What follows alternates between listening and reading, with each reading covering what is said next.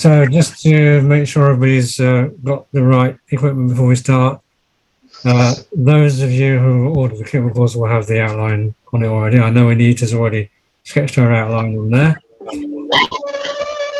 Pastel-wise, again, purple, doesn't really matter what shade, they all vary a little bit. Orange, yellow ochre, that's one of the round pastels for that one, and black and white. Okay.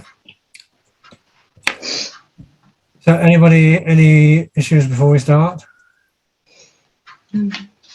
Okay, so what we'll do is I'll ask you to mute so we get a nice clean recording, and then we'll take a little break about halfway. If you've got any questions, then you can wait till then, hopefully. Yeah, so we'll crack on. And if you're missing the tennis, I hope you've got your program to record it. Should you be interested? But for me, this is much more interesting. Anyway, everybody looks like they're muted, so we'll make a start. Okay, so we have for this one 2 reference photos. That's our main subject, which I really liked. I mean, we were Liz and I looking through all the sort of silhouette cowboy photographs we could find to find one that has kind of like this, kind of relaxed, almost like the end of the day on the prairie kind of feel to it, which was great. The horse looks relaxed. We are going to, by the way, just amend the ears a little bit on there, going to make them a little bit more upright. Yeah, the horse and rider both look relaxed, looking forward to whatever they have at the end of the day in the stables, some hay and a bottle of beer, no doubt. But this guy was a little bit lifeless for me, and I think really needed something to lift the whole painting, and this is why we went with something like this. And again, the sky looks great, the colours are great, the streaky effect is something I always look forward to doing, but still for me it's a little bit flat. So what I've done when I did the original pencil sketch, which I haven't got a hard copy now, I've just got it open on my phone here so you can see it. Just angled it like that. Okay, going this way. I don't know why I did it that way and not that way. I think it kind of leads you into the horse and the rider a bit if it goes from there to there. So a few changes along the way, and why not? The reference photographs are there just for reference. You don't have to stick to them, but this is useful for showing the way the clouds are layered, the way the light works with the sun behind them and so on, which we'll talk about in a bit. The other thing about silhouettes is it's hard to tell from a photograph like this, but if this horse and rider were in front of you a few yards away, you would be able to see things that you can't see on the photograph, vague details and stuff like that. And it has to have depth, of course. There's no point in having a lot of depth in your background, in your foreground, if your subject is flat, which happens a lot. I mean, I've done it myself. I've painted simple silhouette paintings in acrylics where the subject is flat black. Nothing wrong with that, except if you want to make it something a little bit more realistic, it's got to have depth. You've got to have depth in your silhouette. So that's where we're going to start. The lighting, let's talk through these things before we start. The lighting on this reference, you can see there's the setting sun right down there. Now, again, I've moved it, and I've moved it so that it's roughly in the same area, but it's about here. And you can just see a little bit of extra light catching the clouds behind the rider there. So the sun is setting behind the mountains about here. So it picks up the highlights on the horse and a little bit on the rider from behind without interfering with the whole painting. I mean, if you wanted to, you could paint that sunburst effect, but that would probably be okay in spray paint on a car or something like that, but or on a pickup truck, but not necessarily on a painting. So a few little adaptations along the way. The highlights, the backlighting, is going to help us to form or to suggest the three-dimensional form of our horse and rider, like highlighting a ball. We talked about it in the past about the difference between highlighting a disc and highlighting a ball. If you highlight a disc, it's just a light, straight or curved line, just a line going around your disc like that. If you're highlighting a ball, it's a curved line plus a little bit extra when the light spills over. So you can probably see a little bit of that on the horse's belly there. So we'll use that technique as well. So lots of different techniques, fairly simple painting in a sense, subject-wise. I mean, there's no fur texture or anything like that to worry about, but it's all about the atmospheric effect or the dramatic effect, the lighting and the colours and so on. So where we're going to start with a shadow colour, and the shadow, of course, main shadow is going to be on a horse and rider. To contrast the warmth of the oranges and the yellows in the sky, our cool colour is going to be this purple. That's going to be used in the sky as well. But cool colour is always good for shadow. So the main part of the shadow on here is going to be underlying or underpinning the black will be our purple. That means when you see traces of purple there, you get a nice bright orange, yellow kind of highlight against it. It's really going to stand off and give it a good lot of pop. We don't have to be too detailed on this, but most of our details are going to come later on when we use the black pastel to work out fiddle around with the reins and so on. So it's just a kind of general blocking in of that shape. We'll leave the horse's head for the moment because we are going to do something with that. Let's start with somewhere simple like this back end. Keep an eye on your outline, whether you've sketched it on or whether it's printed on. So try and keep it as close to that as possible. Don't press too hard to start with. Let's just start with a nice sort of gentle, this is hardly pressing at all. These pastels are reasonably soft, so you don't need to press on too hard. What I'm going to do is do a gentle sort of outline, and that's going to disappear down here into the grasses. I'm keeping an eye on the reference photograph, of course. That's what I'm trying to work from, as well as this outline here. You can't necessarily see everything on your outline. If you're having trouble seeing some of that outline, then don't worry about it. Just work with the lines you can see, and the rest will come pretty much naturally later on. So let's get the shape of the belly there. We don't need to worry about the underlying straps there. On this leg, there are two lines. I can see two little lines there. One is an outline of the highlight, I think, and then this computer's picked it up, of course. And the one on the inside is the actual outline of the leg. Not that this can make a huge difference, but it's worthwhile noticing. So notice I'm just fading the legs out underneath. That's going to be grasses, of course. And of course, one of the reasons we're making it a nice and gentle outline is we're going to drag that purple back pretty much to cover the whole thing. Just leave the head for the moment because we need to change the ears on those a little bit. And let's try and pick out, not incredible fine detail, but I'll just try and pick out a basic shape of the hound like Cowboy. As you know, I'm using the corner of this pastel. If you're using a round pastel, then a straight edge, sharp edge of that will do, because it doesn't need to be highly detailed. As I said, it's just like a very rough purple sketchy outline.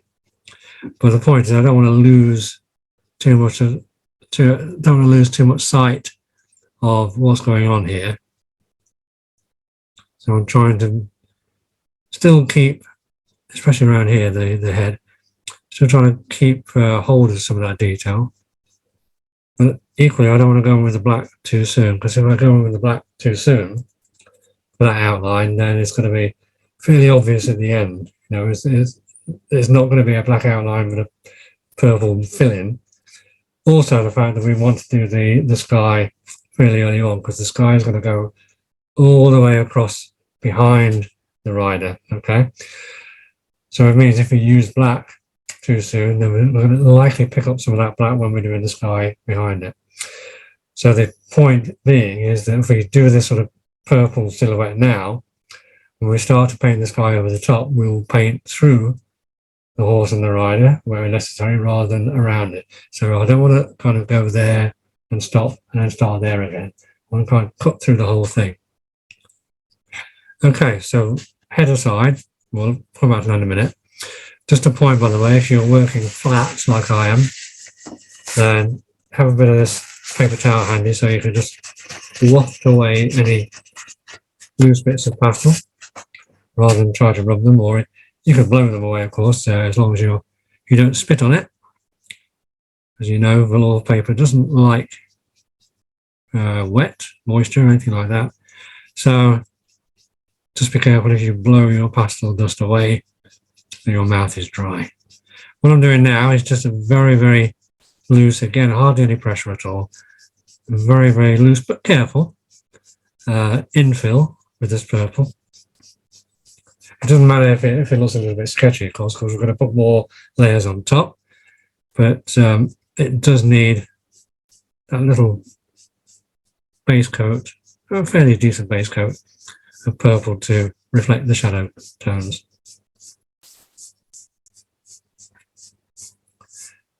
Nice, fairly big space here. I can use the flat of the pastel. I'm not worried about picking up any texture of the paper or anything like that. But at the same time, it's always a good idea if you can to try and follow the contours of whatever it is you're painting, even if you can't see them at the end. Don't forget, bit by bit, or at the end, really push that pastel into the paper. Many reasons, most of it, which you know by now. One of those reasons being that we don't want any loose pastel hanging around the surface. That will be picked up by the next layer and contaminate it. B, the second reason is that if you rub it in well, it'll stay there. It will not move, it will not lift. That will provide a nice firm bed for the next layer.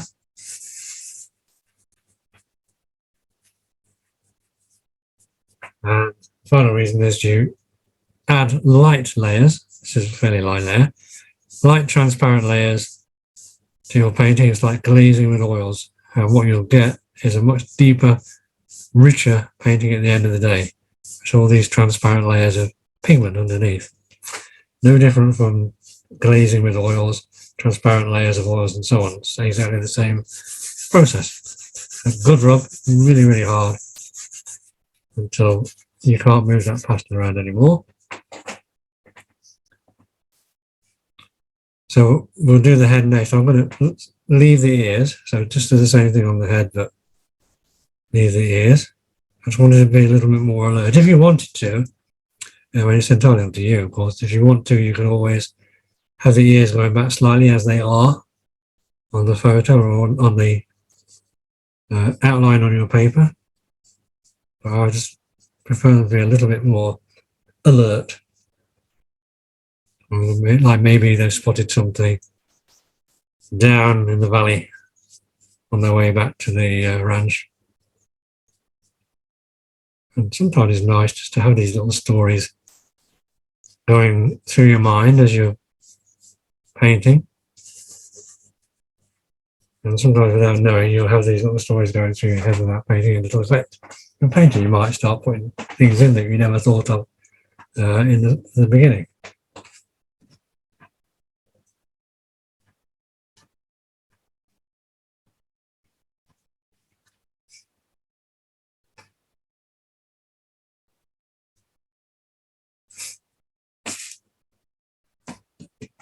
Now, if you want to change the position of the ears, it's fairly straightforward.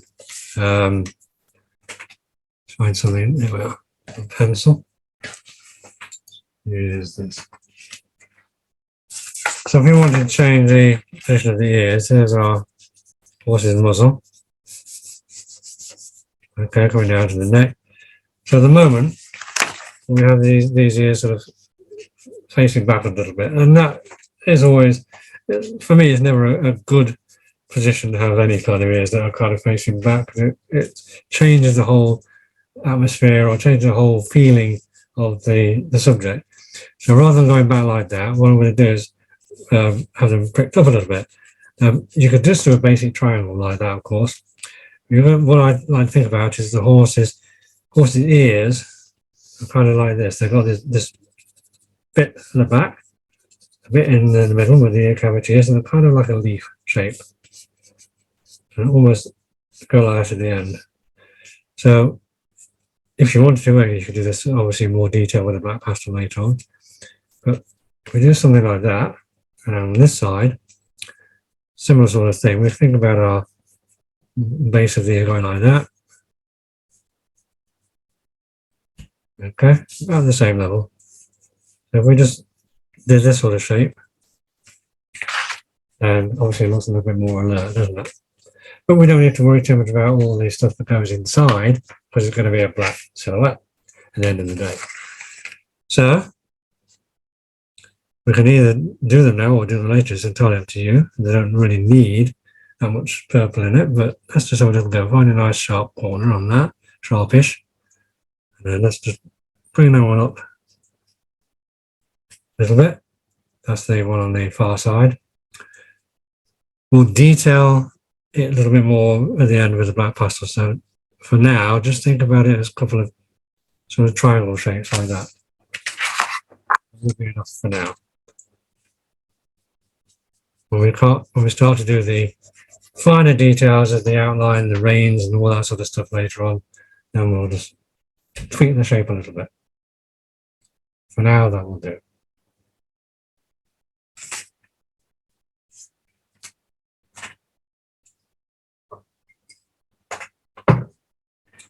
So again, always a good policy to, when we move on to the next bit, make sure it's well rubbed in.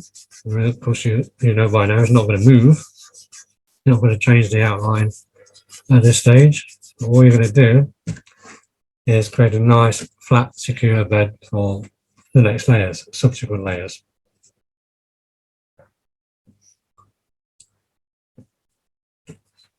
That might well, in fact, need a little bit more of that purple underneath before we proceed with the black silhouette and the highlighting later on.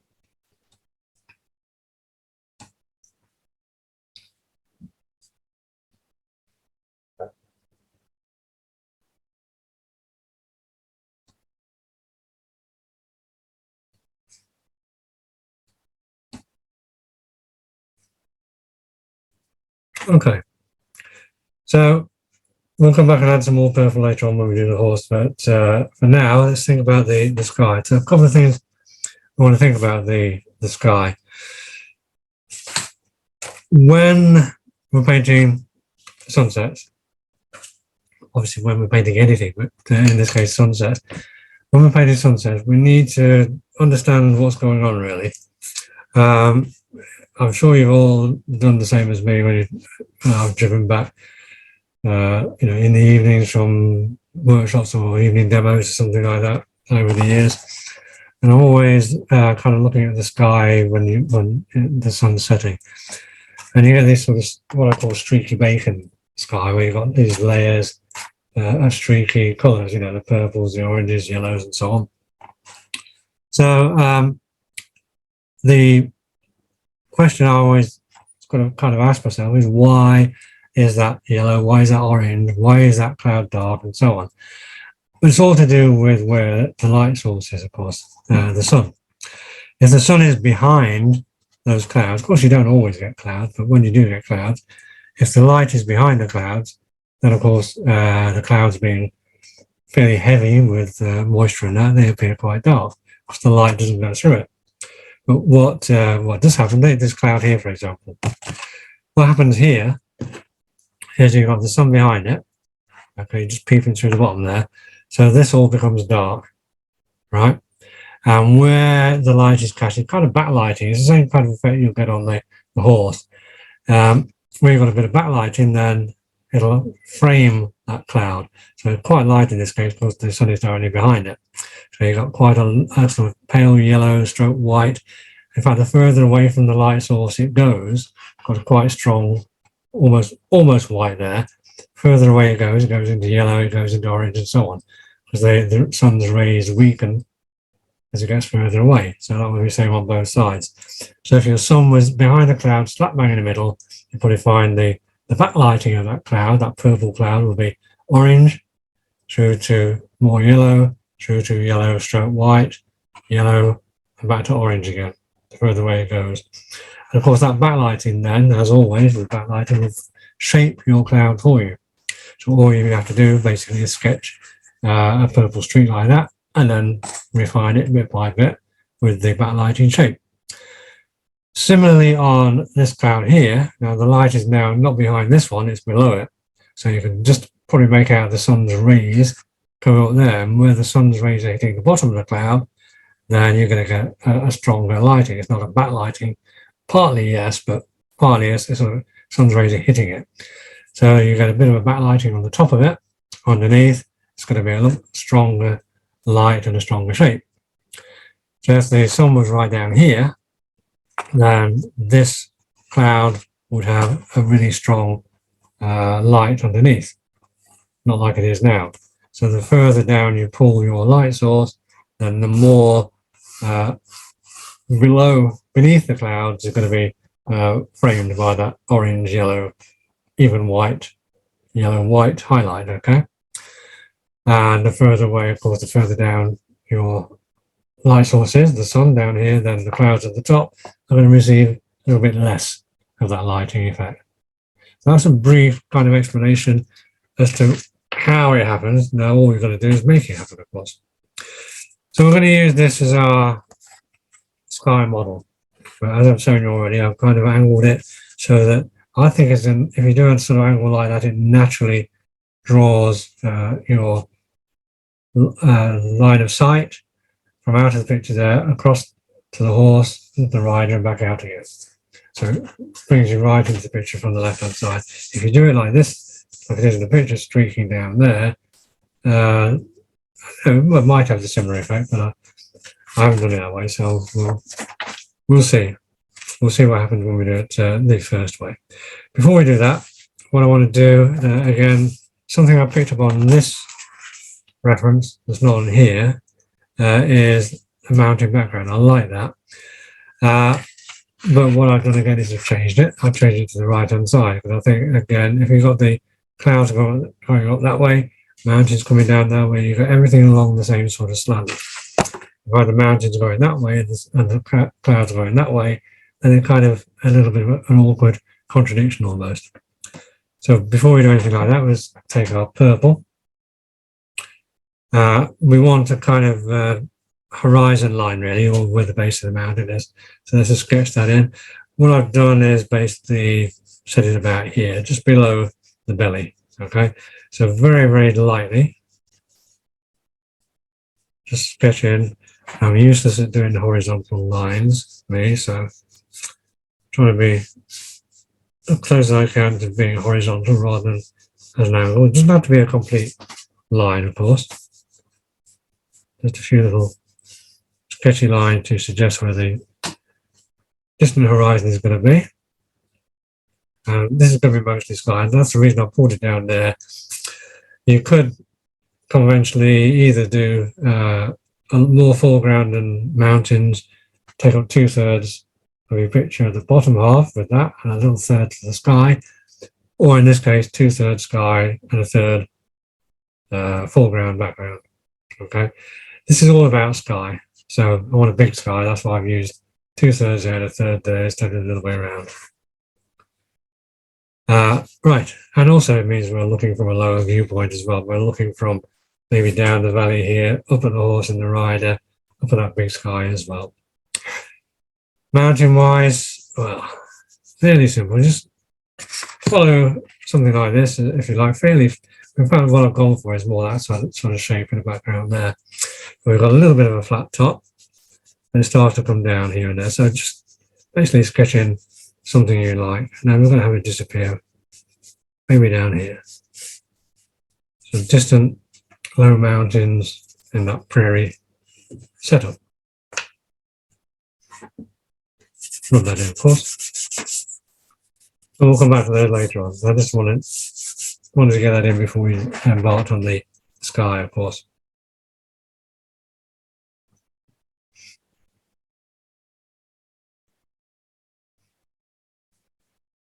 So all our purple bits are going in first. Now, what I'm not going to do is sort of literally flip this over. I don't think I'm just going to use this as basically as a model for the kind of streaky clouds that we've got, the rough shape, the fact that they're these two large clouds at the top, and they're going to get thinner and thinner as they get further and further away. This should not be, they're not getting thinner because they're closer to the ground or anything like that, because they're further away. Okay, these are closer, those are much further away. Sounds a bit like Father Ted explaining the laws of perspective to Father Doodle. So we'll start with the big cloud at the top here. Now, keep it at a fairly shallow angle, something like that. If we take our purple pastel on the side, always start outside your picture. You've got it taped down well like that. Start outside. Don't start inside, because one thing will happen is as soon as you put your pastel on the paper, you'll get a mark. And it'd be very, very hard to get rid of that mark, especially if you slam it down hard. If you try to start just on the edge of the paper, you'll get a similar sort of thing, a mark. So if you're going to get a mark where you land your pastel, let it be on the masking tape. Okay? And basically, twist and turn as you go along. So if I want to start my cloud a little bit thinner here and get thicker, what I do is like that, twist and turn. I start off the thin side, and I turn it like that, and keep it moving in that sort of direction. Rather than keeping it all thin or thick, turn it a little bit. If you want to watch this, then have a watch and then have a go. Starting from outside the painting like that, outside the velour, bring it in gently. So now we come brought our cloud in from the edge nice and gently like that. Stroke it gently too. Now I'm going to turn it so it's on its full width. Obviously not all coming out at once, that's fine. This is just a basically mapping out stage first of all. Twist and turn again. So we've got a nice sort of bit of movement there. And we'll give that a rub. I'll put a dirty grey finger mark on there, that's okay.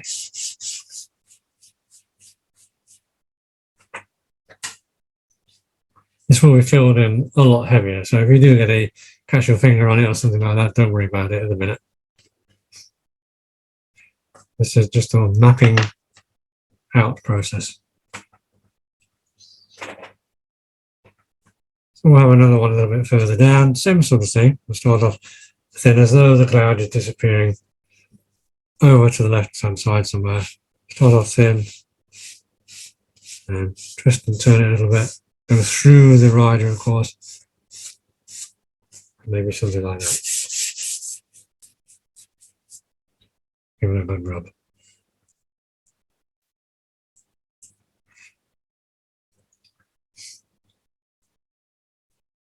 And then we'll put 2 or 3 down here. These don't have to go all the way across. Remember that this area here, those clouds are far away, so they don't necessarily cover the whole of that width of the sky. 1 or 2 might look closer, but further away they probably won't. So let's just take the edge of the pastel this time, not the flat, but the edge, and hold it like, and find the best way is to hold, if you've got a square pastel, hold it with 2 edges like that, and then use this edge here. Okay, and I'll use another edge because that's got a bit broken off it. So something like that, and then use that edge there gently, and let's maybe do something like that, and have that fading out. Don't forget, this is just a sort of compositional sketch at this point. I'm going to have it start to flatten out a little bit. As we get closer towards the horizon, then our clouds are probably going to flatten out a little bit. Little sections like that now.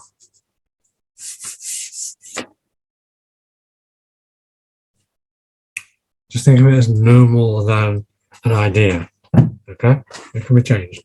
If you don't like that cloud structure, you can change it. So 1 or 2 more in the distance here. Again, flatter, more horizontal. maybe something like that. The further away they are, the thinner they're going to appear, disappearing behind the mountains. Here's the whole thing a really good rub.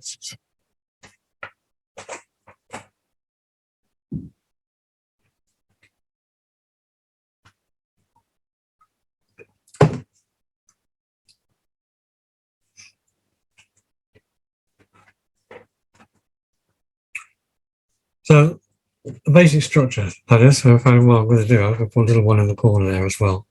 A little bit of a black corner. So this is the basic structure. So what we're going to do is, as we layer the colours into there, the oranges and the yellows, not the white yet, the white will come at the end, we can see how it's developing. We can change the shape, add a little bit more of sort of the fluffy edges to those clouds and so on. Before we do that, while I've got the purple, I might as well just pop a little bit of colour onto our mountain. So I'm going to drag this down the opposite way, as if my mountains are sweeping up like that. It's not going to make a great deal of difference in the long run, but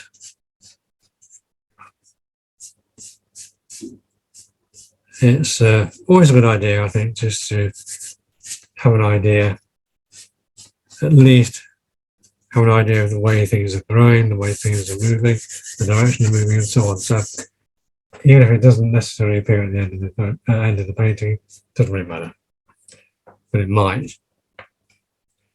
So put that a little bit through the horse's mouth as well. I don't want it to stop just at the edge of the horse. Watch out for things like that. If you've got a bit of a cloud that suddenly stops there and doesn't continue there, it might look a little bit odd.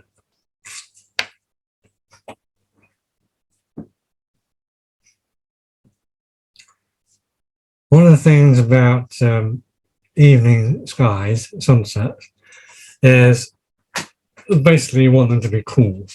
It's a cool time of day, of course. You know, the sun's going down, the heat is disappearing with it.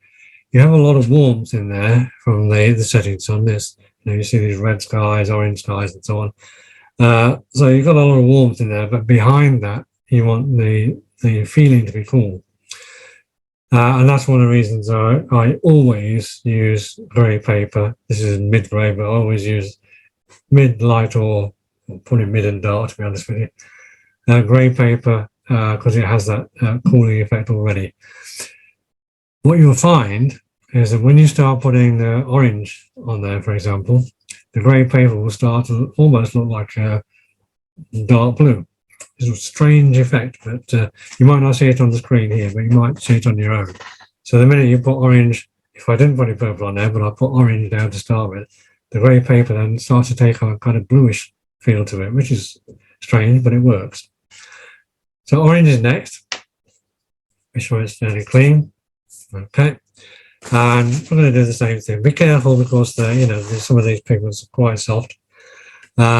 So always go light. We can put lots and lots of layers on and gradually build these nice soft clouds up bit by bit. And what we're going to do is just fill in not fill it in, but we're going to start from the bottom. If you notice on our model sky here, and indeed on this one as well, you can see that where the sun's setting down there, you've got all the oranges going up to the blues at the top. So this is what I meant by if you just put the orange on the grey paper. If you just used orange and fade it out into your grey paper, that grey paper suddenly starts to look a little bit like that, weirdly enough. However, what the point I'm trying to make here is that we've got more orange down below, behind the mountains, behind the horse, than we have up there. Okay, so we're going to start down here, and then we're going to let it fade out. Not so much orange from about here onwards. So behind the mountain first, gently, and always remember we're not going like that up and down. We're not necessarily going left to right. We're trying to emulate the way the sky is going. In fact, it's horizontal down below, but then we're going to start to change the angle a little bit. If possible, drag it out from outside the paper. Don't worry about filling it all in at this point. Give it a good rub. And we'll start from this side. A bit awkward. Obviously, I can't turn my paper around now because it's glued or taped to the table. Normally, I would be more comfortable turning it around. Let's try left hand. Bring it out.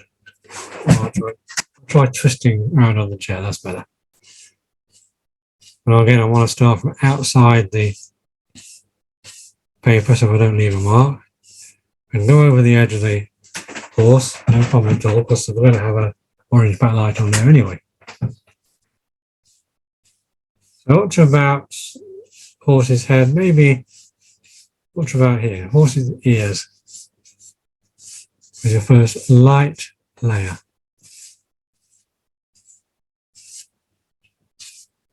Nice and gentle. And it doesn't have to be all filled in at this point. Give it a good rub.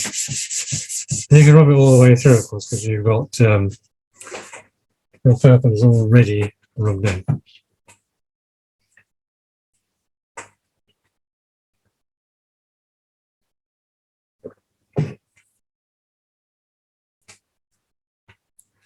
So if we probably take this, here's this example, probably take this first layer of orange right up to the base of this cloud here. The second one down, the second largest one down. Again, right from the outside, just go into the purple a little bit so you don't have a gap.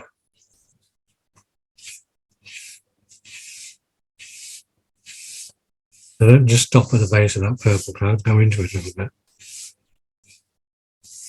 If you want these colours to merge as well, it's another good rub. Obviously, you can still see a lot of grey paper through here, which is what we want. We want to be able to have these layers to be transparent, and bit by bit, the transparency will be less, but the glazing effect will still be there at the end of the day. In other words, it would look totally different from if we just took the orange pastel and just really, really rubbed that layer in with an enormous amount of pigment. Yeah, you'll get a nice vivid orange colour, but it would look very heavy. Point is, we can get the same vivid orange colour with 3 or 4 light layers, and it won't look heavy, it'll look soft. So there'll be a difference. So where are we now? We're about at the base of this big purple cloud here, which is not that purple yet, but that's the one. So I want a little bit in between these two now, and this will have a lot of grey showing through anyway, you can see that. So a lot of that grey, blue grey evening sky is showing through this pale orange, which is why we need to do it in light layers as well. So we need that to show a lot of grey through, and maybe just a little bit just above there as well.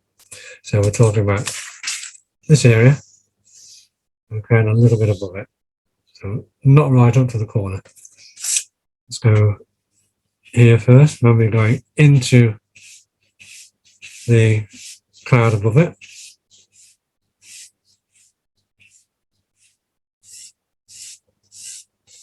And we want this to be a nice light touch. We want to start seeing more grey paper through here than down here. Give that a rub.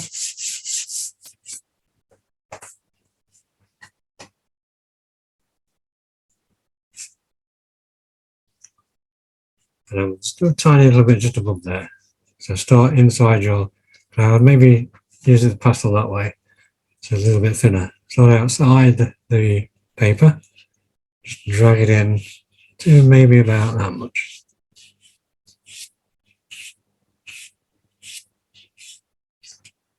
Okay.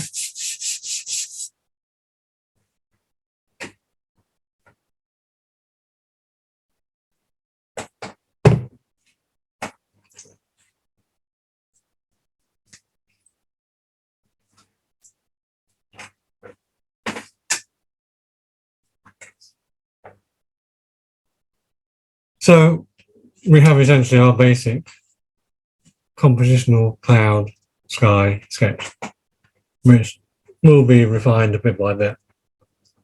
Important thing to note is that we've separated the strongest cool colour and the strongest warm colour. We've got an idea of the streaks, the angles, how many streaks we've got, where the colours will be strongest, where it starts to fade out, and so forth. Then we can start to develop that a little bit more. So it'll be back to purple now. And make sure it's clean. And this time I'm going to make sure I've wiped my fingertips. Put any lumps of purple off my fingers onto the paper.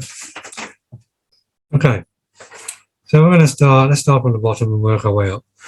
If we think about these kind of shapes, now what we've got is these lovely cloud shapes. Let's show you on here. So, it's got. Oh, I've got a purple. Yeah. So if you use this kind of motion with our pastel, like that, you're going to get that kind of lovely flat, streaky cloud look. Okay, moving it back and forwards. Like that. Same with the pastel. If we move it back and forward, bit by bit, we're going to get this kind of natural looking streak where they're all kind of joined together a little bit. And you can build it up. You can build up those shapes. Then, if you want to, when you start to get a little bit thicker, you can sort of do this. Then you can start adding little heads on the clouds where it gets a little bit fluffy, like that. All built from the same structure, so bit by bit. Notice how that gets a little bit lighter. Okay. And then you can move on to the big ones there, and we do the same thing. We kind of do this, move it back and forward, and then we refine it a little bit. So we do the shapes underneath, and the fluffy shapes like that, and the fluffy shapes on the top, or which will be finished off by our backlighting, of course. That's where you always get your final shaping. Notice it's all the same kind of motion. This. Okay. When you put it back, I'm always dipping, you can't see me now, but I'm always dipping my head as I'm putting it back. That's what conducting the cloud. Okay, so get in the swing, that's what I'm saying. Right, let's try with our purple. We don't have to do it all in one fell swoop, of course. What we're looking for is these sort of thin shapes here in the back first, and you can see we've got this horizontal cloud here, going almost down to the mountains. So this motion here, like that. Okay, let's start here. So, gently, of course, don't suddenly start to press on. Use well, what I'm doing is I'm not using a corner now, I'm using actually the width of the pastel, like a blade brush. You remember, the blade brushes you get with watercolors and so on? It's kind of like that. And it gives you like a chisel effect, like using a chisel brush. Sometimes it's called chisel brush. So going like this, gently. There's no hard and fast rule for this. No two sets of clouds are going to be the same. Yours is going to be different from mine and everybody else's and so on. That's how it should be. And now and again, just take the pressure off your pastel and put it down again as you're working through. Just sort of lift and lower. And that will give you a variation as well. So bit by bit.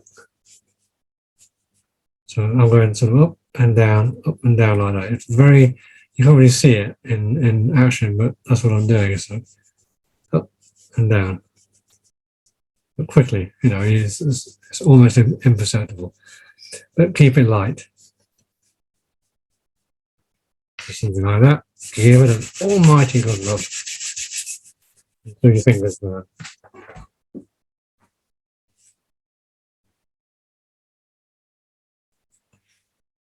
Already we can see they're starting to take a little bit more of an interesting shape than just the lines that we had before. One thing to remember is that no matter how strong these look at this point, we can knock them back with our orange. We will be knocking them back with our orange over the top. So you can almost sense that these clouds in the distance are sort of the same purple base as that, but they've been muted because they're far away, many, many miles away. And so we've got a bit of an orange over the top of them, makes them, push them further back, makes them a little bit fainter. But for now, they're all going to be pretty much the same strength. Let's move over here, do the same sort of thing.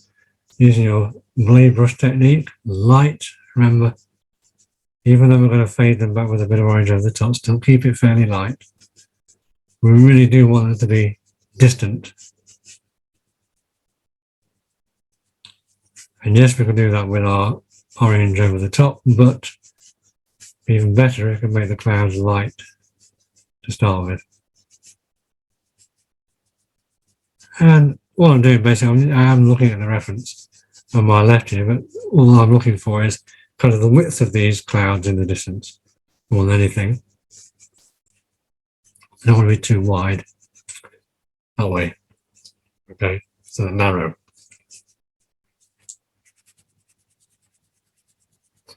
Really, really good rub.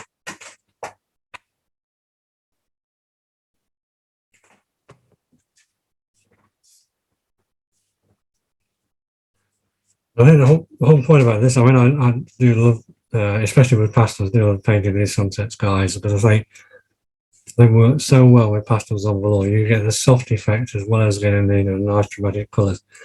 But I find it so much easier than the only other easy way I can think of painting a sunset sky would be with oils, where you can move it. Okay, you can blend it, you can pull it. With acrylics, you have to be so quick because if you do that and you stop, then it dries almost straight away. Watercolors, forget about it. So with pastels on velour, of course, you can build these layers up and you get a nice soft effect. You can get strong colours and all that sort of stuff. So I do love doing it. The point to remember is that build up your layers nice and gently. Everything has a nice soft effect. So we're moving up now a little bit. So as we get from, we're about here now, at this level. So as we get a little bit higher up and closer to us, these clouds are starting to get a little bit closer to us. You can see they're a little bit stronger, a little bit more defined in shape and so on, but same process still. So let's try, and then of course we're going to start to angle them up a little bit like that. I don't want the clouds to be flat all the way. Bit by bit, they're going to start going upwards, like so. Okay, so let's do this next layer up to about here. Same thing. Blade brush, backwards and forwards, building that shape up as you move backwards and forwards. Keep an eye on the basic shapes of those clouds in that area on your reference. Don't have to be exactly the same, of course.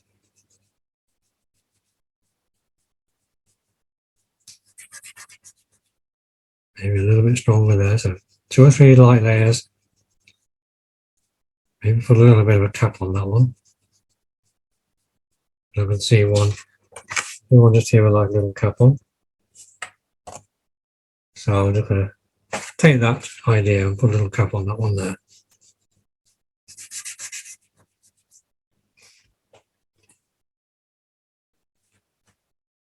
Same on this one. We're getting a little bit wider. Gently, gently. Backwards and forwards. Lift and press, lift and press. Imperceptibly, of course, not just dramatically. So that gives you a nice soft edge as well if you lift it up a little bit. Through the head like that. Maybe fading out just there. Really, really, really good rub. That's the important thing. You don't want any loose pastel dust on there at all.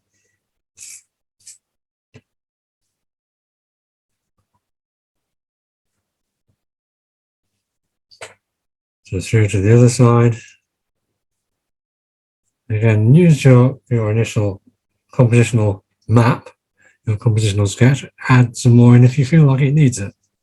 If you've got a big area of orange sky there and you want to put 1 or 2 more in, do that. Remember this original compositional sketch was just a basic map of the shapes, where they're going to go, but if you want to put 1 or 2 more little ones in like that, then you can do it. Make your sky as streaky as you want.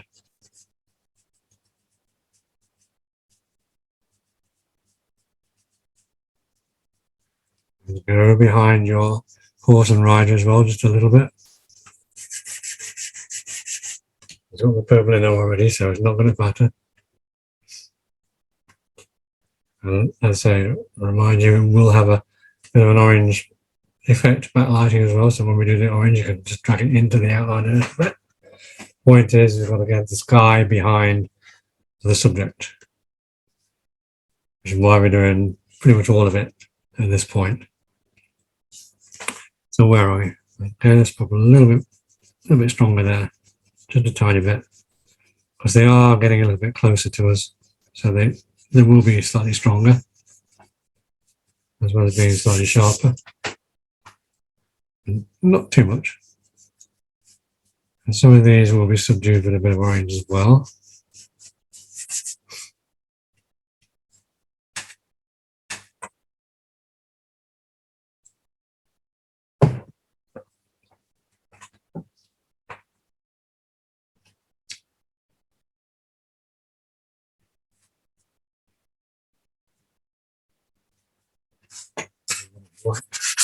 Wipe an excess on the fingertips before you press it on some area where you don't want it to be pressed. Okay, so now we've gone to the big ones, these big two, one there and one there. It's just about visible now, but I can work out where they're going to go. They're going to go basically between these orange bits. In fact, this one, the bottom of it is there because we put orange over it, so I know where the bottom is, and I know roughly where the top is going to be. Slight angle again. I'm going to use the full width of the pastel this time, lengthways, or depends on how big your chunk of pastel is. But we can use it lengthways like that. Start from outside your picture, of course. Again, glancing over to my left-hand side to see what kind of shapes we've got. Little bits of hangers on, if you like, underneath there. The bits of vapor trails coming away from the main one.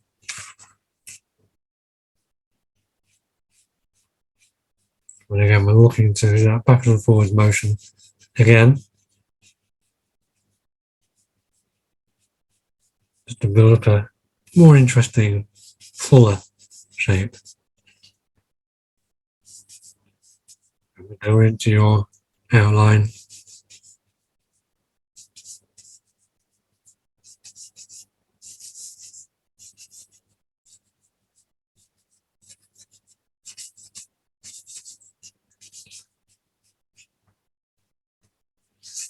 And give it a good rub.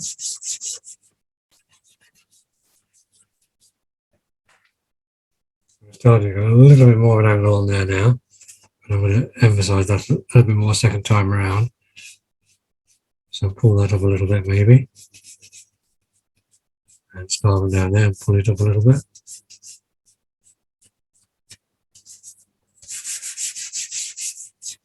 And we can actually even reshape those clouds if we like with the orange around it.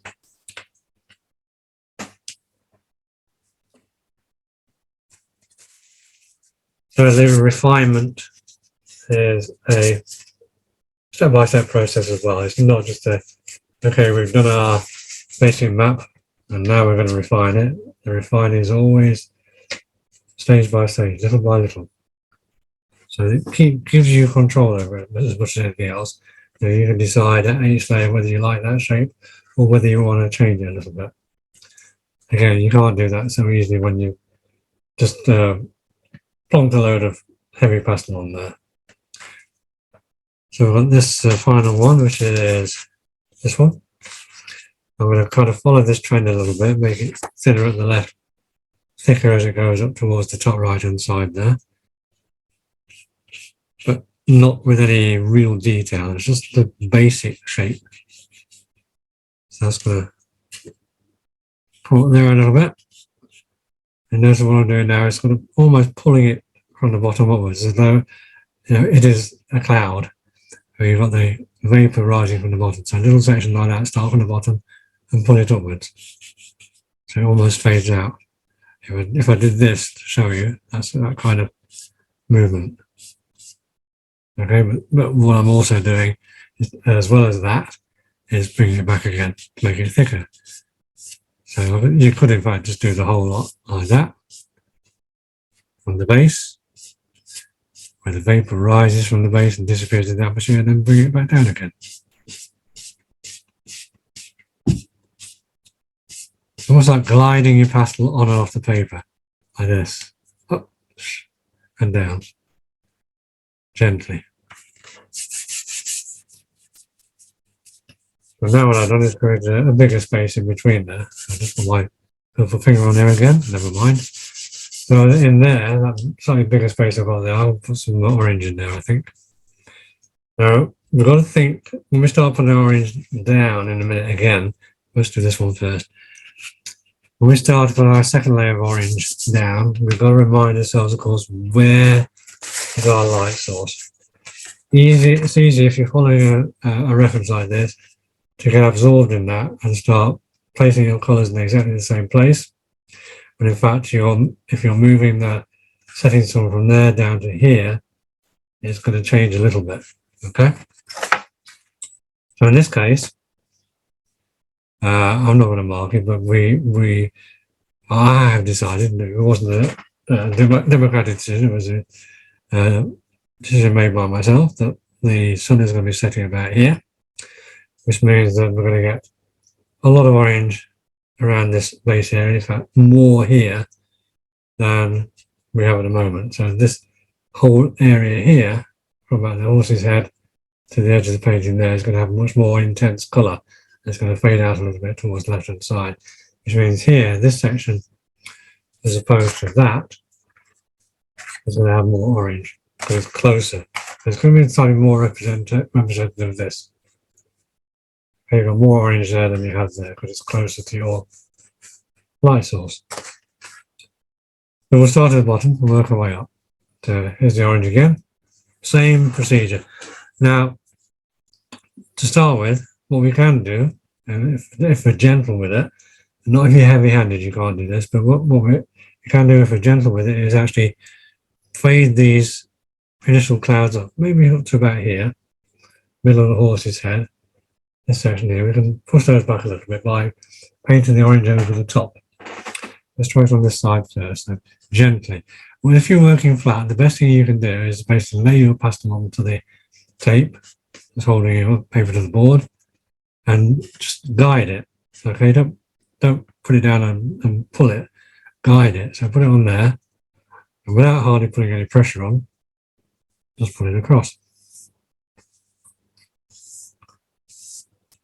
And that gives you a glaze, a transparent layer of colour. If you press it and pull it, then it becomes a little bit more opaque. Always go down the top. That starts the process of pushing those back.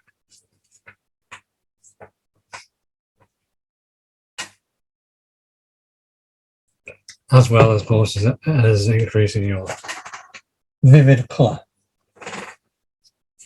The same on this side, the awkward side for me. So lay the pastel on there. Turn myself around, excuse my arm. And what I'm going to do is pull it across to there, go over the mountains as well. Go over the edge of anything you've got in the way. Pull it gently. Lay your pastel down and pull it. Don't plonk it down and drag it. Guide it rather than drag it. Lay it down and guide it across. As light as you can.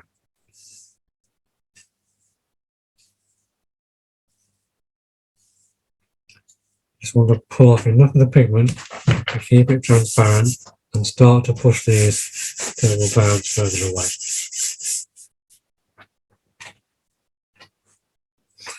So after a few layers, of course, these are going to get softer, they're going to get further away, and these closer to us are going to get stronger.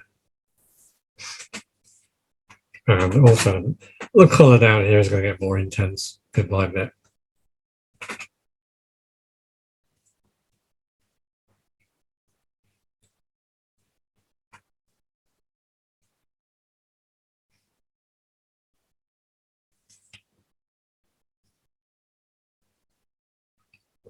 a ghostly figure now, isn't he? He won't be by the end, of course. Next thing I'm going to do is go from there up to this first big cloud. So same sort of thing, a light layer. We build the intensity up bit by bit. We start being a little bit more selective about where the strong colours are going to be. But for now, it's going to go in between. Okay, so putting that away.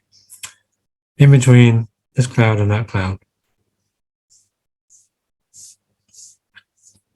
I want to start to separate the colours a little bit more here, rather than keep them all together. So a few very, very light drags again.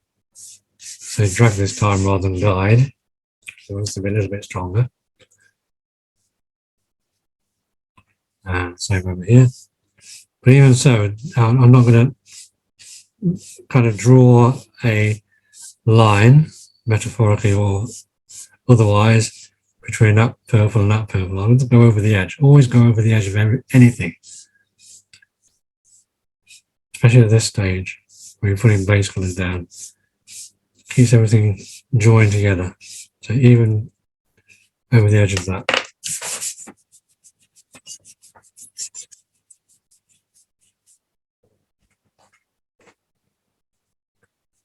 So for the first couple of layers, it will look a little bit patchy. That's to be expected, but we refine it, refine the shades, glaze over it, and the glazing always kind of unifies shapes anyway. So further above, we're going to get a little bit more muted. Now, what I'm going to do is have my setting sun is going to be about here. This side is going to be stronger than that side. I'm almost pretty much tempted to leave that side as it is at the moment, which is that initial one layer of orange on it, and see how it works. So on this side, what I'm going to do is between these two clouds, I'm going to drag my orange over there through its hat and then lift off about here. So imagine you practice with your finger if you like. Bring it down there, lift off. Gradually like that. Okay? Lift off your pastel gently as you can. Don't worry. Yep.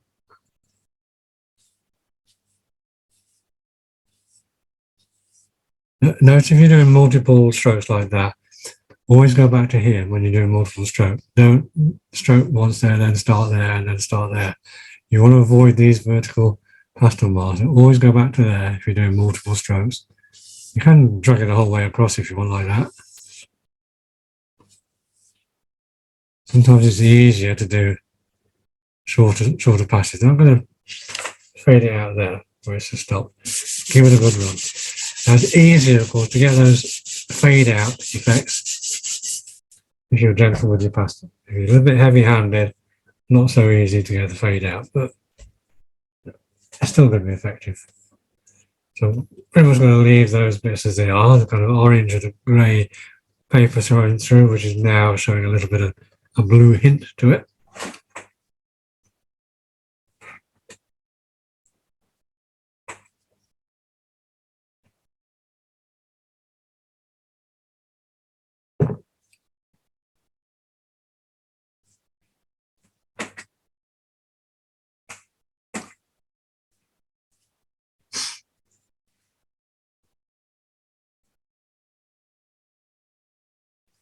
So the only issue I've got now with the clouds, well, more issues to come, of course, but for the moment, the issue I've got now with the clouds a little bit closer to us is that they've lost a little bit of their shape, their sharpness, if you like.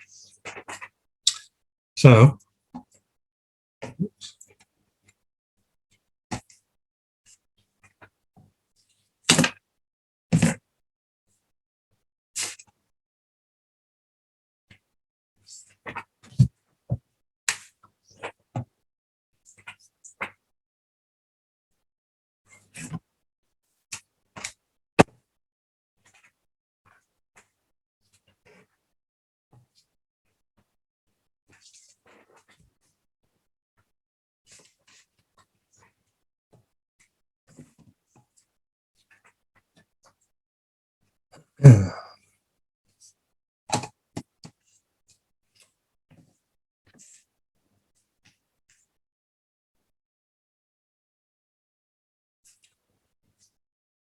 I don't know if you can hear me or not. My screen's gone blank. So it might be an appropriate time to take a little break. I'll try to sort this out.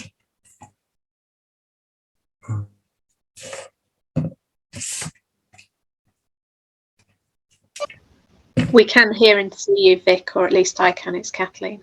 Oh, Kathleen, can you see anything? Yes, I can see your picture and I can hear you perfectly. Can you see my hand moving? Yeah. Right, well, I can't see anything on my screen at all now. I don't know why the screen suddenly just gone blank. So just bear with me a second. Let me try to click some switches, see if it'll come back again.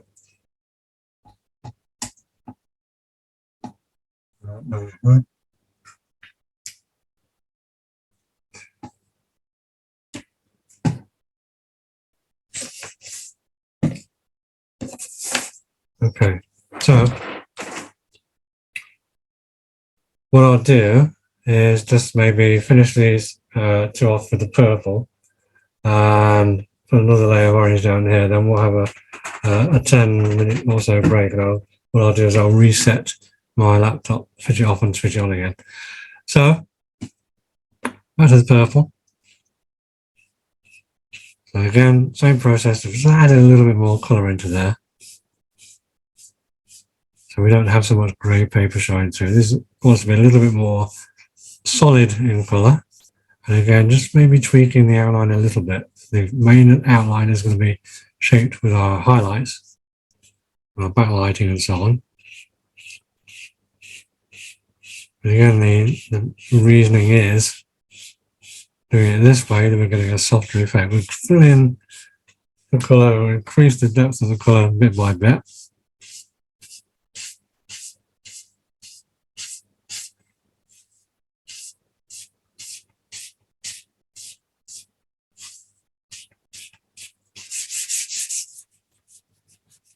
Good rub.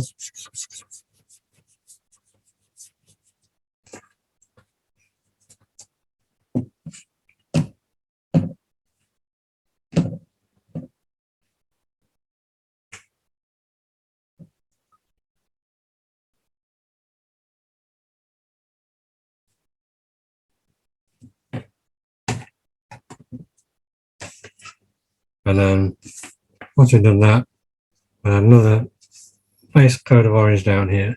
So over this lower area, over all of these clouds, and then in between from there onwards. So up to about here, push these a little bit further away. And we'll start outside your picture, up to about here. Maybe 3 or 4 lightly glazed layers, well rubbed in. You see this getting a little bit fainter.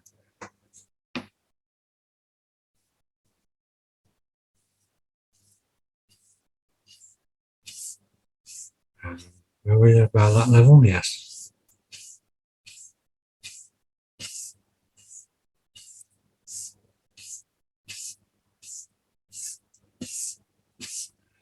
Same 3 or 4 or 5 light layers.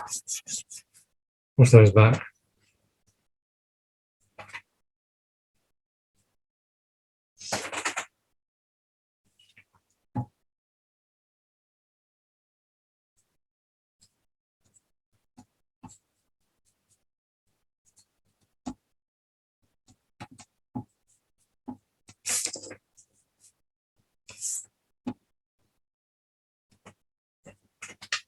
And then up to this one, and there to there, in between.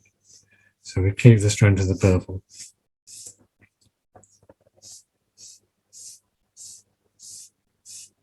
So on this side, fairly strong in terms of the orange, up to this point anyway. And then from here, fairly strong around here, and let it fade out a little bit towards the end. So we're going to start from the rider, the cowboy there, and put it back to about horse's head level. So remember that our light source is over to this side more than that side. So all the stronger highlights and so on will be here in this section. Start from inside your outline and then it fades back like so.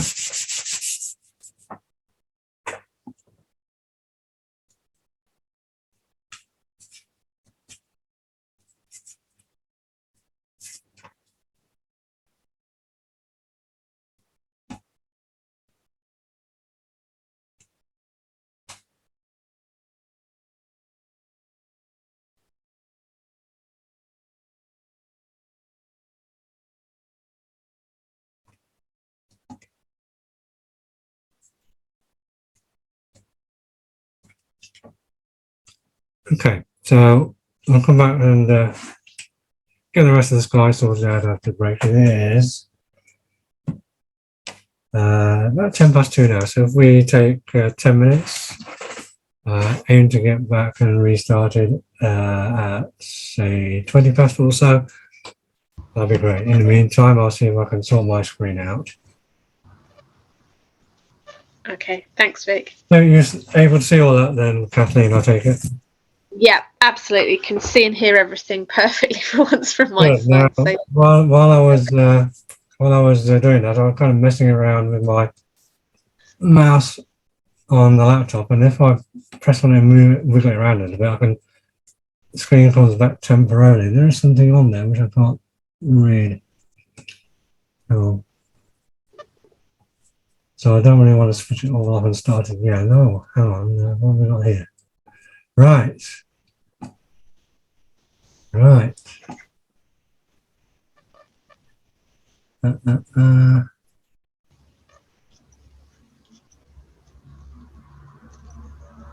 Okay, now got the host spotlighted everyone. I can see you, Kathleen. Can you still see me? I can, yep. And your photo is spotlighted on mine as well. So your kind of picture is spotlighted on mine. So I have no idea what happened. Just kind of I just glanced over while I was doing this, and all of a sudden it just went completely blank. And I guess while I've been trying to wiggle it around and get it back again, then it's probably spotlighted somebody else as well, is it? No. It was always spotlighted on yours. It was from my side at least. I could always see yours, but I don't know. Let me check. It's one of those weird things, isn't it? I know Anita had to leave us early because she had a problem with the view. I think because of the weather. I noticed when she came in, there was a bit of a delay and a bit of a crackle on the line. So she's going to catch up on the recording. So that's in the Netherlands, of course, got a way to travel over there. But fingers crossed. So things like that, they don't, it's not necessarily a problem, but they kind of freak me out a little bit. So I can't see. Yeah. If I can't see what's happening on the screen, I get a little bit worried, No, it's not easy to fix these things sometimes. So it's So obviously, if anybody wants to go and have a little break and get some refreshments and so on, then do so. I shall stay here if you want a little chat.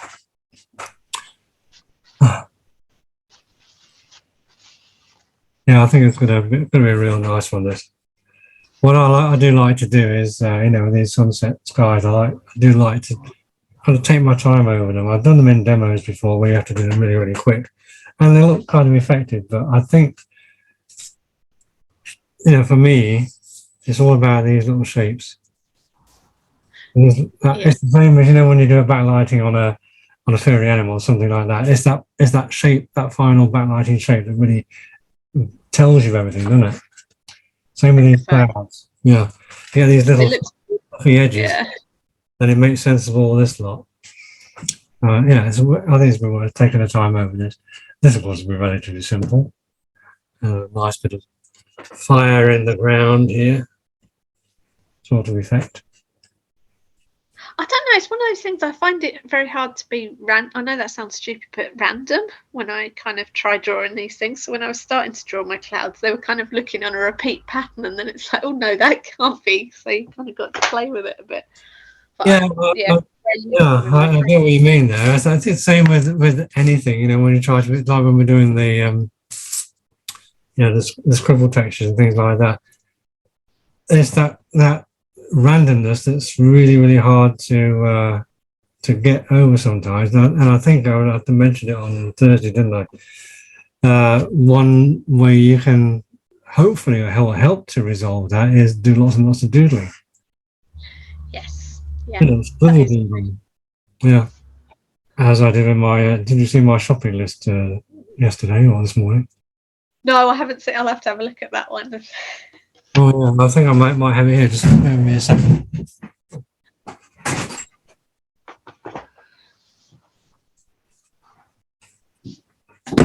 Yeah, so I was doing my usual when I write my shopping list and doodling on the back. I was trying to think what else to get, and then this appeared.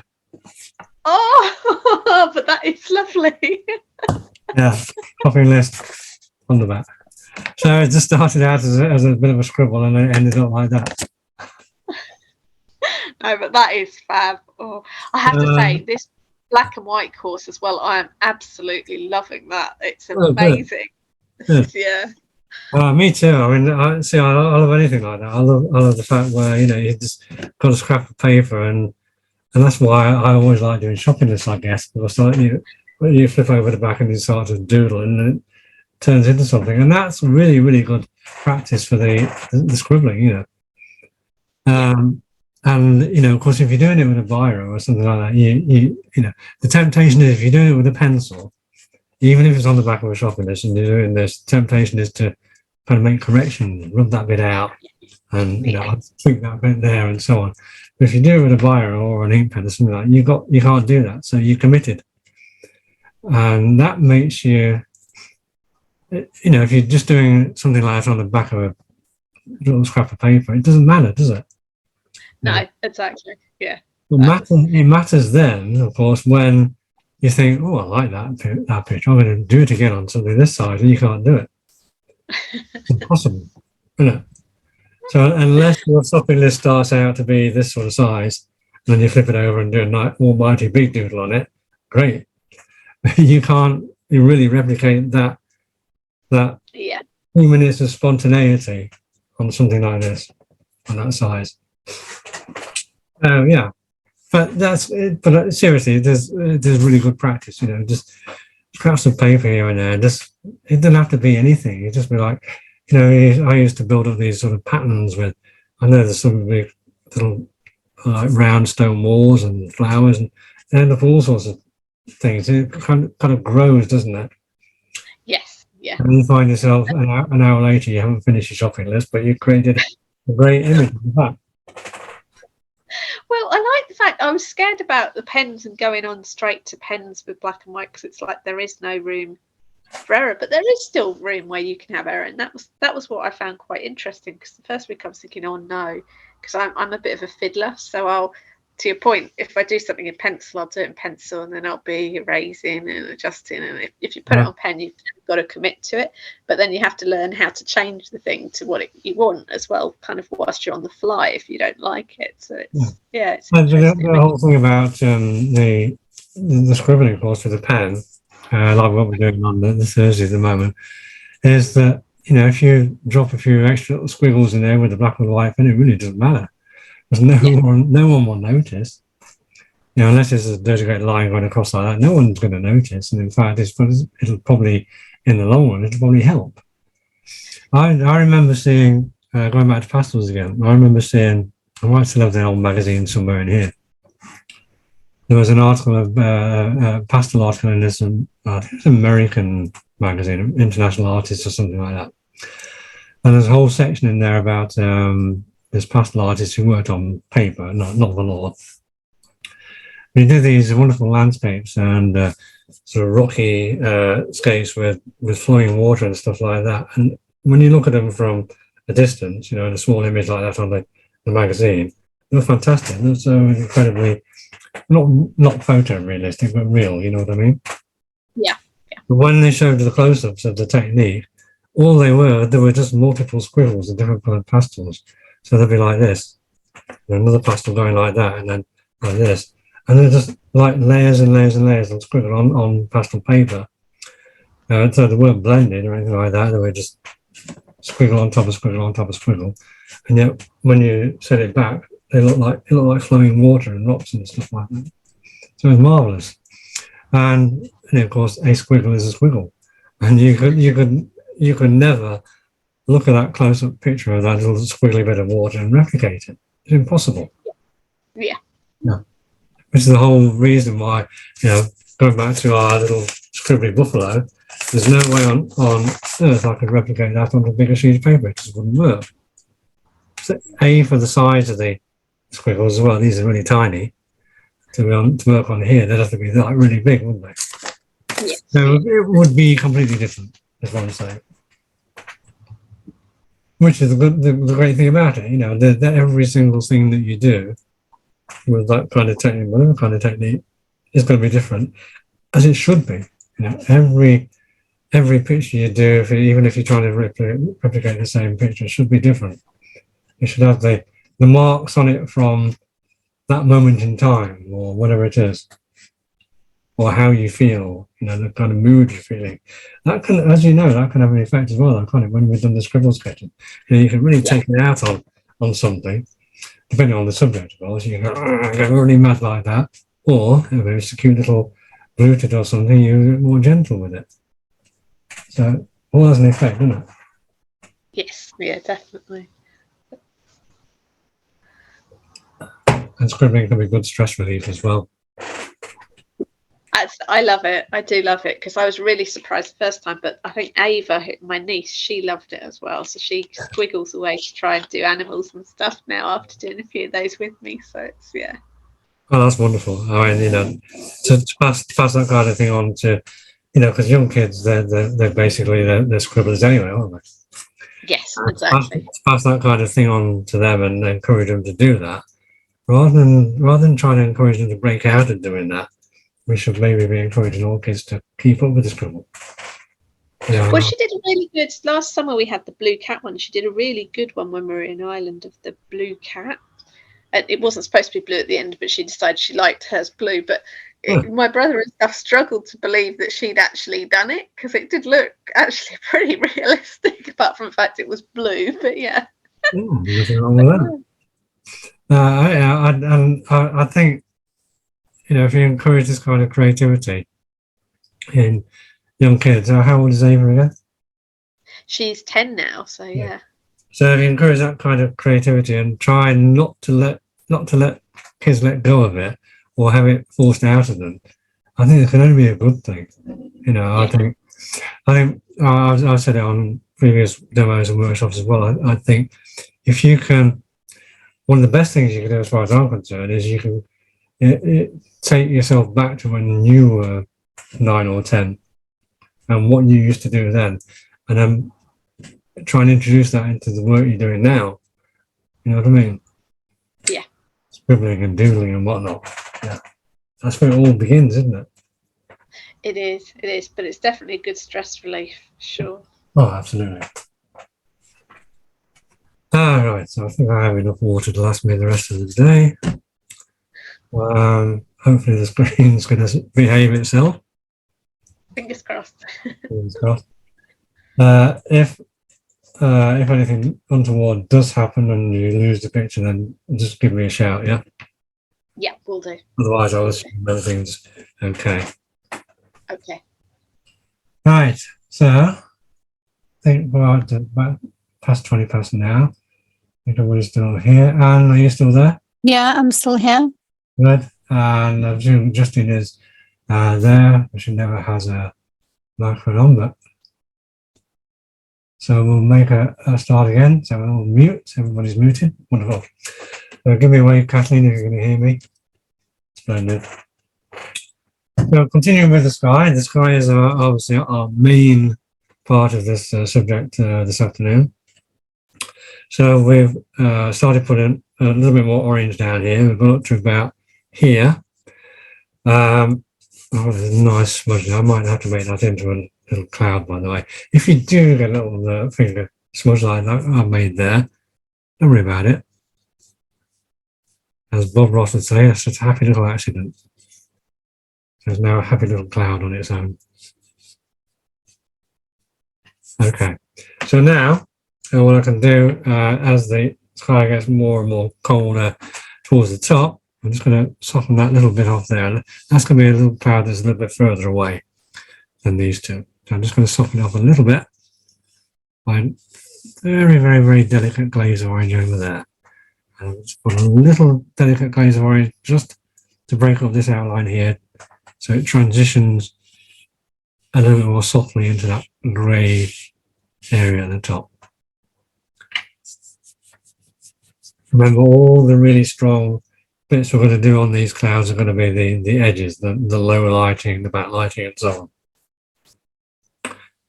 on. So I think possibly I'm going to put one more layer on here. I really don't want to push these back. I'm just sort of kind of squinting at the picture. I can see when I squint, these are about the same. These are definitely stronger in terms of the purple. These lower ones, the really distant ones, I want to push them back just a little bit further, and at the same time increase the amount of orange in the sky at this mountain level where the sun is going to sleep. It's behind there. So few strokes. I don't usually count, but I think it's about 4 or 5 or something like that, until you think your clouds have gone far enough away. But keep it soft, keep it glazed. Give it a good rub. So now when I squint at it, yeah, I can see these are fainter than those, which is what I want.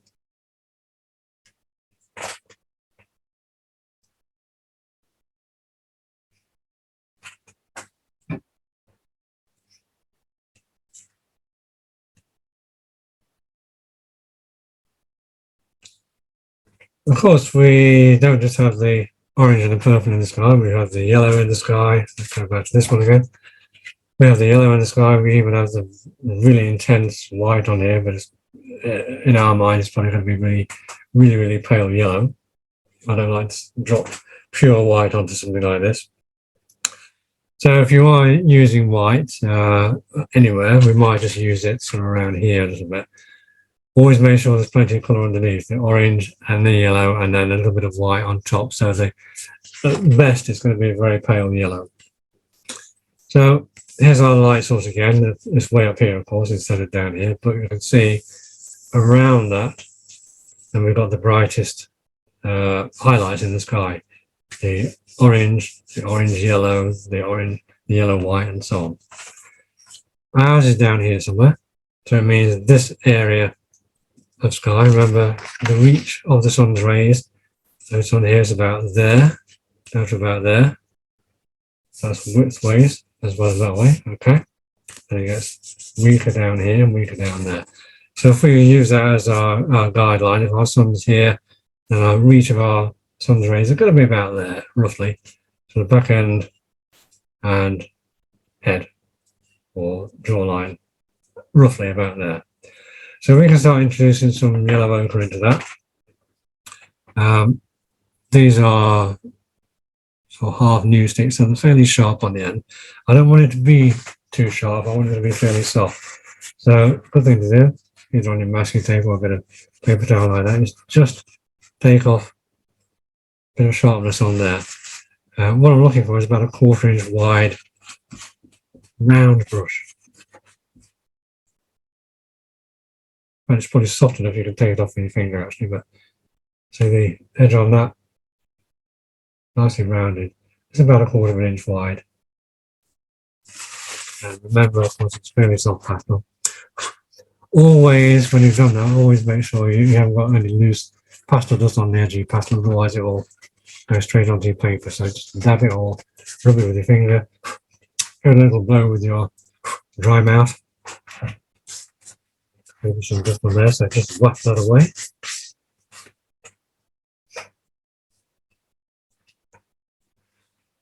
So what we're going to do now is introduce some of this. So we've got this lighting.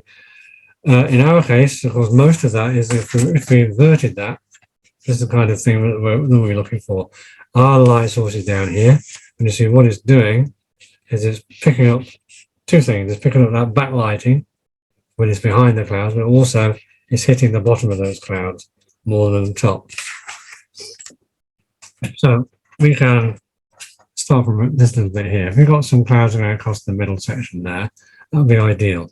So gently, using that rounded edge, if we were to do this. At the same time, what we're going to think about is the shape of that cloud. We can keep with what we've got and kind of just unify that shape. Especially the bottom. I think the lower part of the clouds always tend to be the flattest. The bits of the above where they kind of imagine the vapor is a little bit softer, because obviously you've got the air pressure as well as to bring it all together. Then the bottom's going to be a little bit flatter, the tops will be a little bit more rounded. But again, rather than just draw a line through it, keep it as short little strokes. Soft, don't put too much pressure on, and let it fade out about there. So that will be the effect of the sunlight catching the cloud from underneath. Same on this one. And this is where that light is going to be strongest. Here. But elsewhere it's going to have a little bit of impact. It's going to be a little bit fainter. So we can take it out here a little bit. And that will probably be, here and here will probably be the ideal strength of that yellow on top of the orange. We come back to this bit in the middle, put another layer on. Okay, nice. Remember the movement, stroking upwards like that. It's the same thing, but a narrower range of movement. To about the back end of the horse now, and about the jaw line there.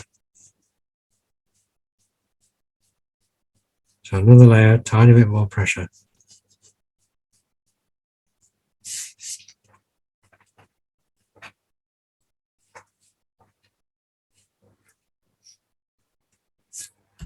We'll continue down. So these are going to catch a little bit, even though they're far away.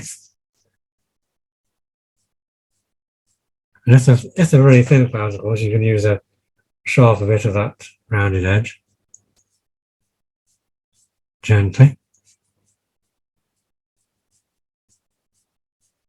You can even drag it beyond the purple there and just have that won't be like a little very thin vapor trail where there's no purple because the cloud's so thin that all it's doing is catching the light, no shadow. And go right to the edge of this. So it's kind of like if you ate streaky bacon or something like that, kind of the thin streaks that you would get in streaky bacon.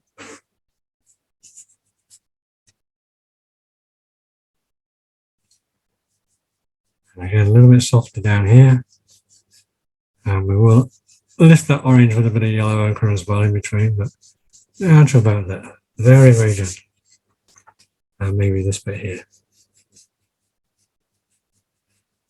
And there's no perfect science to this, it's just what the only thing I would say is think about the area where you're going to get the strongest light. So when you pick that area out, then you can do pretty much what you want.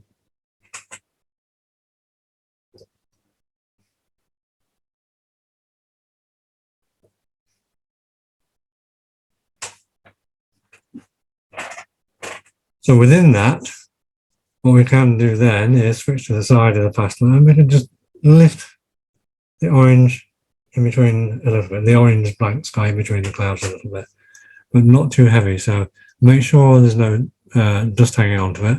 Start inside your outline and gently.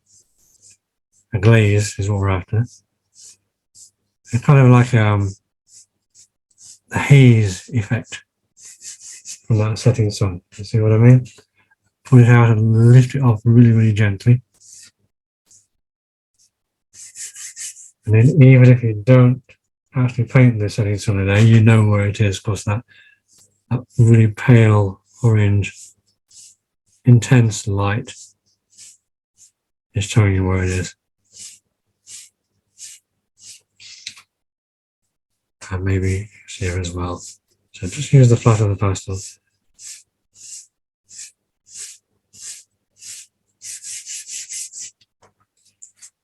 So what we're kind of replicating here is this effect. If we didn't see our setting sun there, you can see that the orange between the clouds is paler. So yellow orange. What we're doing here. Make sure it fades out though, gently. Glide it off. You don't want a heavy mark where it stops. And fade out either side as the rays themselves fade out.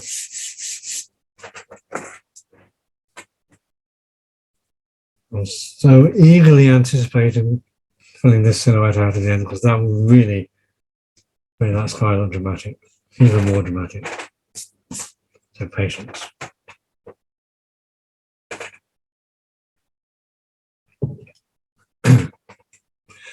So the effect we have now, up to about here, we've got these distant clouds here that are now got a few layers of orange over them, so they push them right back.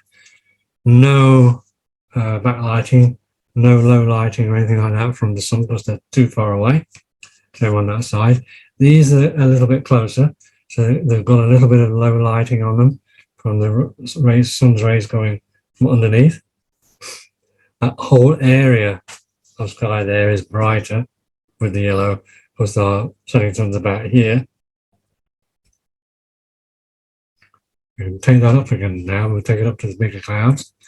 We'll start off with that. So not so intense. Remember, the further up we go, the less intense that light's going to be. So maybe just a little bit in our orange section.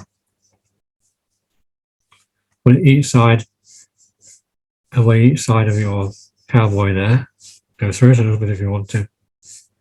We've still got a fair few layers to put on him yet. Gently, gently, like that.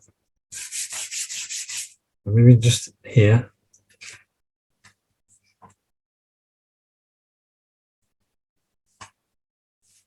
But always take it cautiously, okay? Little bit by little bit. Followed by a really good rub. So we can see the effect now. You can almost pinpoint where that exactly where that sun's setting.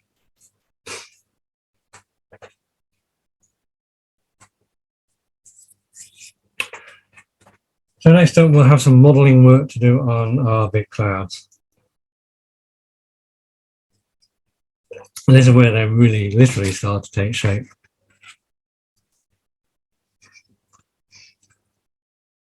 Now the point is, of course, clouds, as everything else, they're temporary in a sense because they're always there. But in a sense, they're temporary in the fact that their shape will change a little bit. So even the edges there will change because there's obviously water vapor that's moving around, shifting around and so on.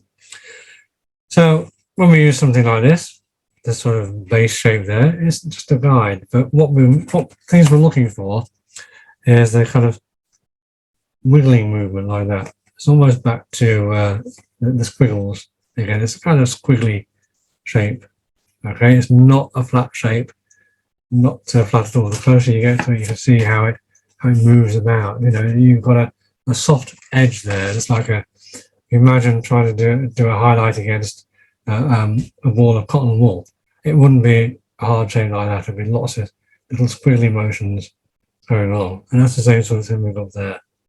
I'm going to start off with the orange. Okay, we're going to build up.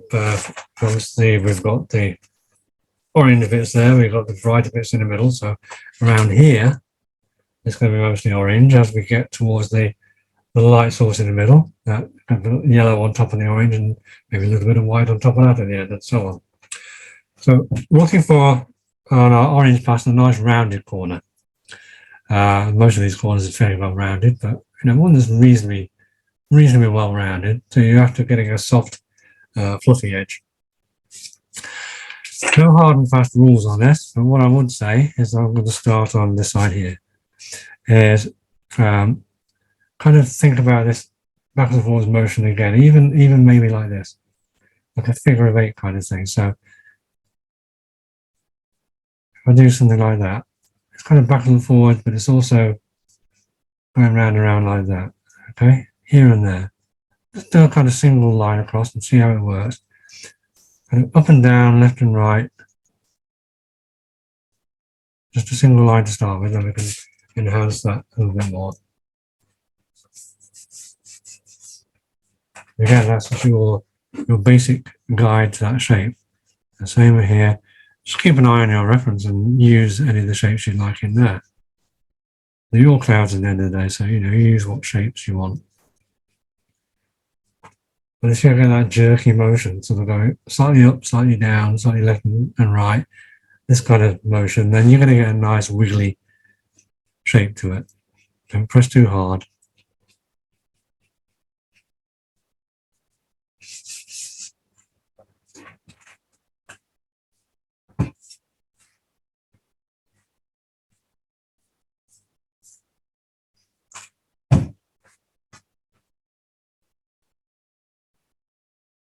At the same time, what I'm going to do is the top of this cloud here, you can see we've got the bit of backlighting. Again, it's stronger around the light source, but we can pick out those shapes there. In fact, one or two little mini clouds of their own that again don't have a shadow, but they just have a highlight on, so we can pick that out as well.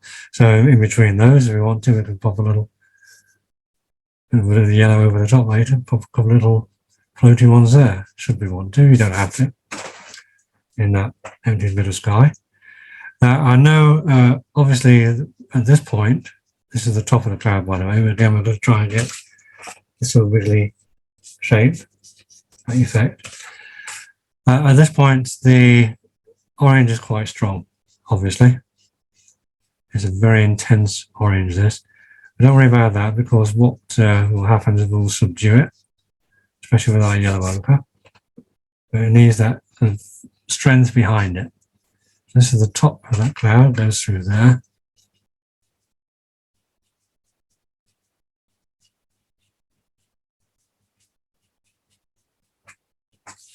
So I have a combination of lighting from beneath, where the light source is, and backlighting, because these are close to us. The sun is obviously far away, over the horizon, which is going to make it backlit.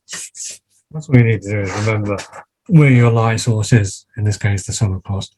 Now I put a little stray cloud in, didn't I? So I just spotted this one here, actually. It's a perfect little example. If you've got a little stray cloud like that, see how it's just like a purple middle and then pale orange fluffy edge to it, fluffy shape to it. It's like a little alligator to me, but there we are.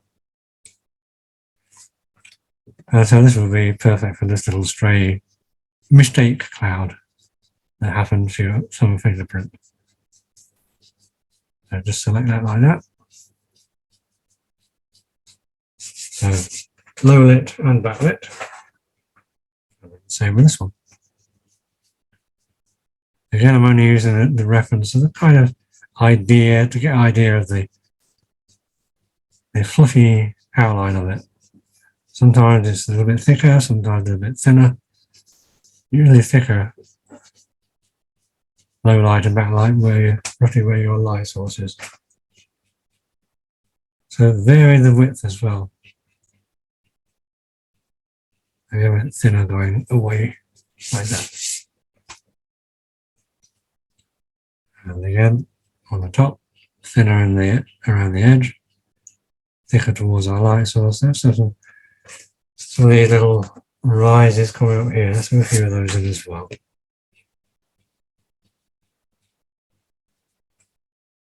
Kind of round like that.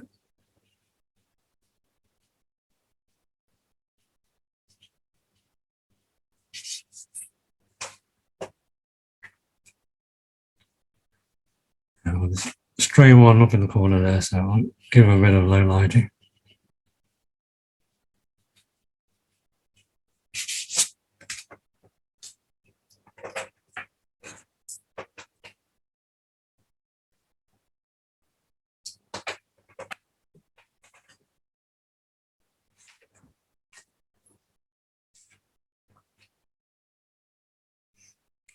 So we have our base layer of orange on these big clouds. which makes it stand out obviously from the rest of it. The rest of it below that is quite subtle. The fact that we've got orange and yellow, so far just orange and yellow. So we need to introduce some yellow in there to make it more subtle again.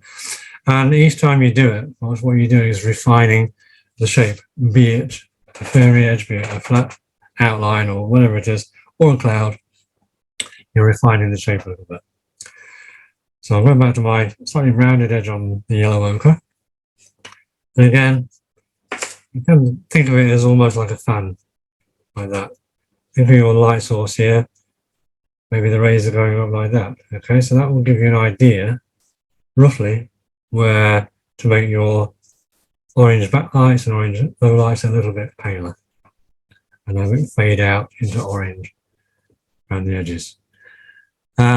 Or paler or darker orange around the edges. Now, it's, of course, it's entirely up to you if you want to leave that as a pure orange, or if you want to put a pale, very light touch of yellow over the top. I like to see kind of just a touch of yellow over the top. So if I just do that very, very, very gently and rub that in, that's a little bit more natural to me. And as we get towards the middle, we can put a couple of layers on or something like that.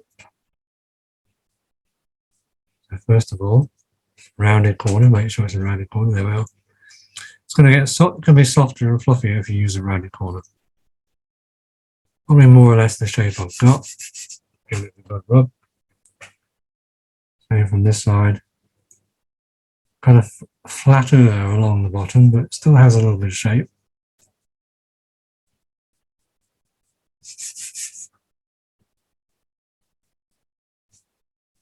That first layer is just to take that intensity off the orange. It's still going to be orange, but it's going to be a more of a yellow orange.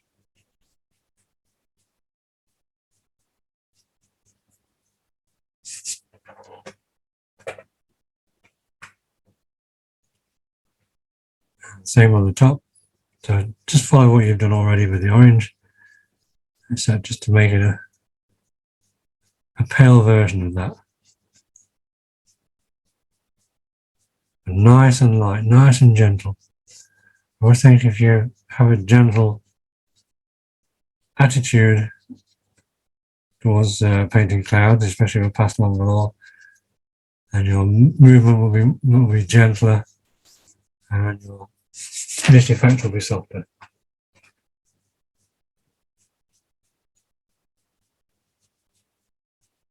So not continuous hard lines, and little areas of movement like that, soft movement.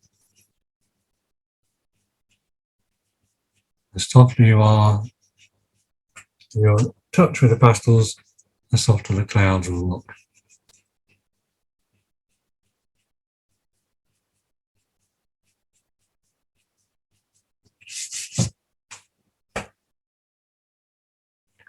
Continue that all the way up, that first layer.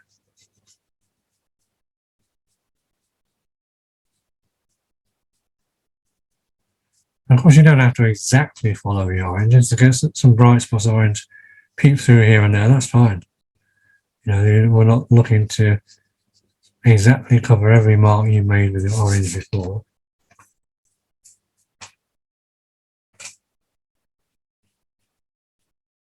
Keep making sure you're using a rounded part of the pastel though, rather than a sharp corner or a sharp edge. A rounded edge will also give you a softer mark, of course. And if you're gentle with it, you know, a rounded edge, you can still get a fine line, but it'll be a fine soft line instead of a fine hard line.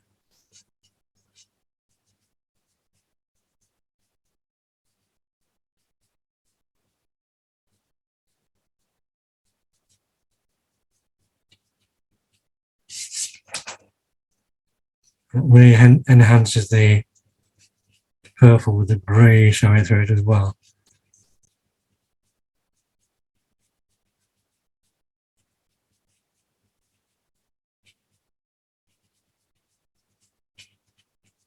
As well as giving it more shape.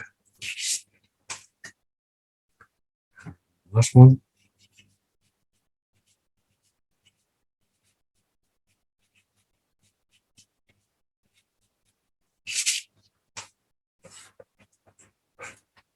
Good one.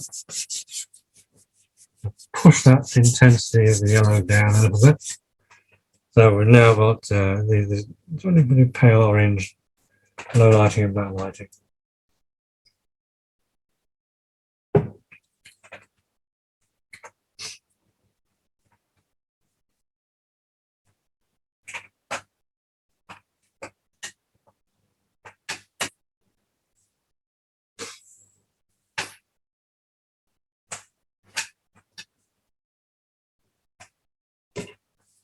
But of course, we want to make it a little bit stronger around this area. Okay, in between my hands, that's roughly that kind of shape. So in this area, that needs to be a little bit stronger, as in our reference. So these need to be a little bit stronger. Fading out. See, as that, I mean, this is not exactly the same colours as we're using, but it's the same sort of approach. We've got a really bright, intense pale yellow there, fading out to orange over on the right hand side. That's what we're going to do here. So we're using more yellow than white. So starting from the middle bit again where we started, the same thing, rounded edge, keep it soft, nice and light. Work out roughly where your most light is going to be within there, and then just fade it out.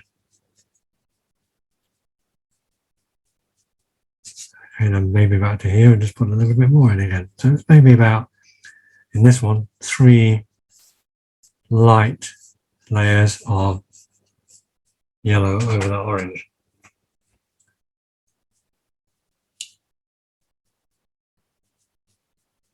You can work out where it's going to end or fade out. No need to suddenly start pressing on harder, just layers. The layers will do it rather than a hand pressure.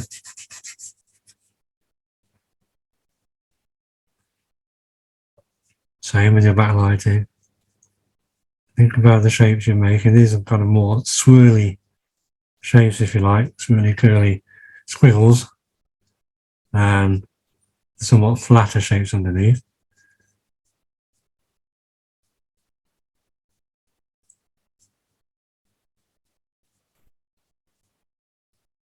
Let it fade out. Maybe you're looking at that sort of area. Of course, if you do go overboard with your yellow, you can always put a bit of orange back over it to subdue it again.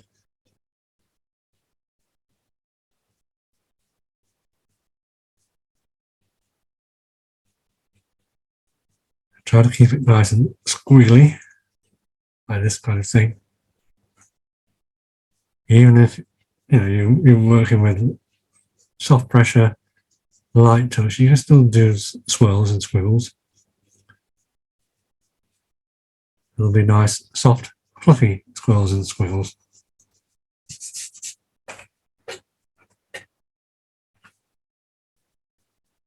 Anything that comes within that cone shape range. Remember, if they've got a little cloud like this that's a bit further away, then it won't be quite as strong. Clouds that are closest to us will be stronger in tone, sharper in detail, and so on.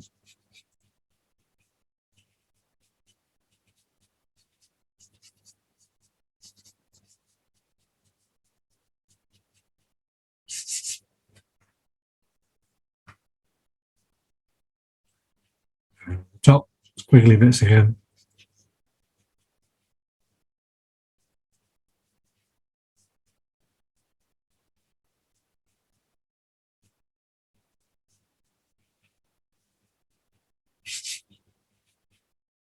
Something like that.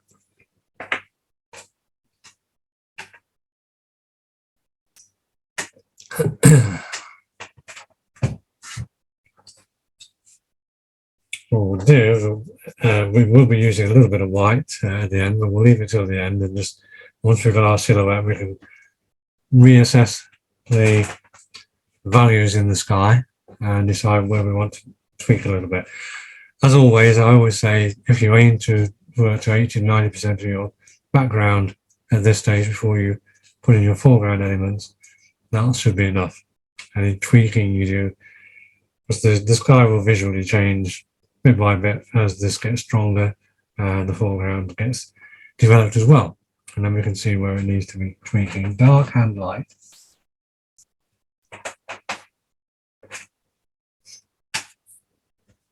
So before we plunge into our horse and rider, I just want to take back our purple. On the mountains, what I aim to do is, or what I'm aiming to do is keep the lower part this kind of misty effect. So we've got quite a lot of grey paper showing through here. I want a sharper edge along the top, so it's kind of bringing it down with the edge of my pastel. It can be a little bit tricky to do, but don't over worry about it, because, you know, at the end of the day, it's just a shape. So if I start on the top there, if I use the edge as we did before, that edge there, and try and position it somewhere near the top line, and then just put it down and lift it off by using a palette knife, I guess. And you don't have to exactly follow the original guideline, of course. If I do that, you can see we've got a nice sharp edge along the top, which pulls it away from the orange sky behind it, and soft and misty area underneath. So do 2 or 3 passes, and each time you do it, change the angle a little bit. So sometimes vertical, sometimes at an angle to the left, sometimes an angle to the right. And a little more like natural rocks. You can always add a couple little sharper peaks in at this stage if you want to. So press and lift like that. And same here. If your sharp angle there is wearing out, just use another sharp edge. Your sharp edge, not your sharp angle. If your sharp edge is wearing out a little bit, turn it around to another sharp edge. Okay, and it's basically just the top bit that needs to be sharp. And fade it, lift it up gradually to get a nice fade out to create a misty area underneath.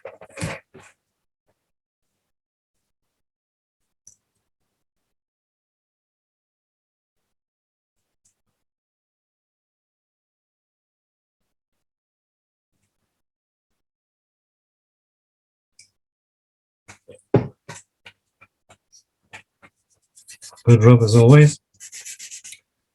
And while we're here with the purple, we're going to put some shadows in the foreground. The foreground is going to be kind of like this prairie grass.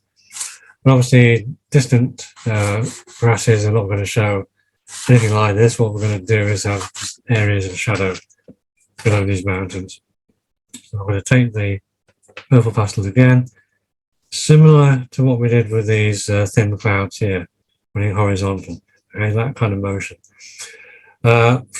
Basically, if we take that from about this horizon line, this kind of misty area there, and just run it backwards and forwards gently with the edge of your pastel and the flat of the pastel a little bit as you get closer. Hit and miss kind of approach. Just make sure if you put a shadow through the horse, behind the horse, it goes through, not around it. A little bit thicker as you get closer, and then that'll give us a kind of lay of the land where we can add some grasses in the foreground at the end. No real sense of right or wrong, just whatever works.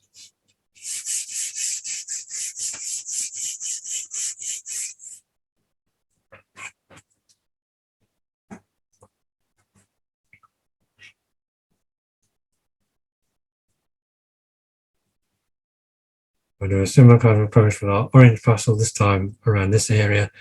Imagine the light spilling over. It's not quite behind the mountains yet, but as it's still above the mountains, you'll get some reflections in those distant grasses of the sun's rays, the heat of the sun, and gently, gently with your orange around this area.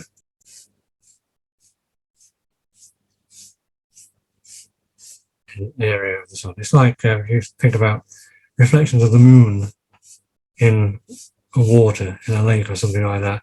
Reflections come straight down from the light source from the moon. Same thing here. These are kind of reflections of the heat of the sun on your prairie.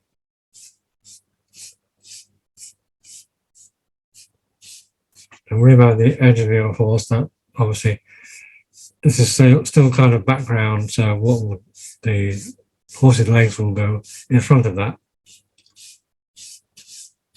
Down to about there.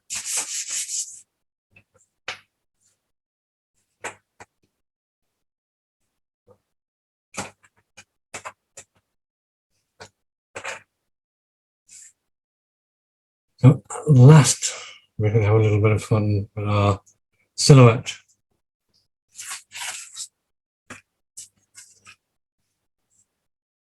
Introduce our back pastel. Let me just wipe the surface of my fingers in there.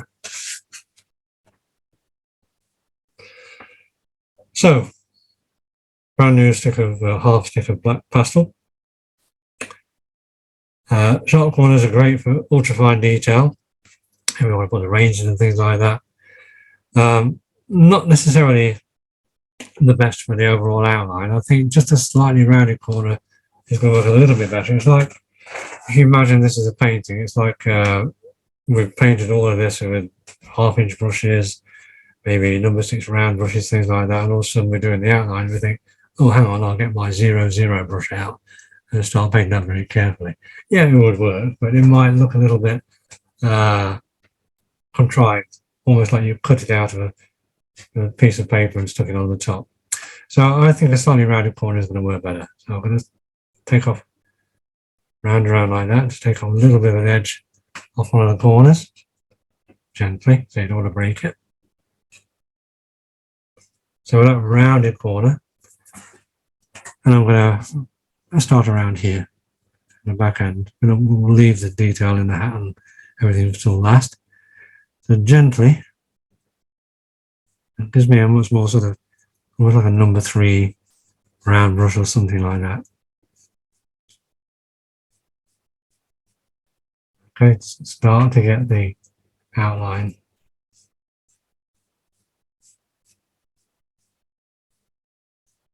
Which you can still see with your purple, hopefully. And then fade it out into there. Don't just stop the line, just fade it out like that, like a ghost image. Does look a bit ghostly anyway, doesn't it? And down to there. Have a little gap in the middle in between those legs, but we'll work that out with that orange in a bit. So we get the belly in.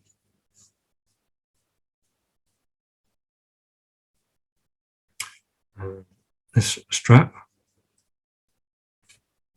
If you want to put it in, of course, you've got this strapping underneath there. I've kind of lost it on my outline, but I'm going to figure it out.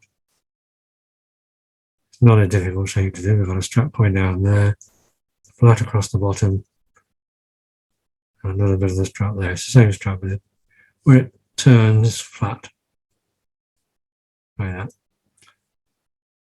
If you want to put any extra bits in, do. If not, just leave it at that bit. Carry on with the outline.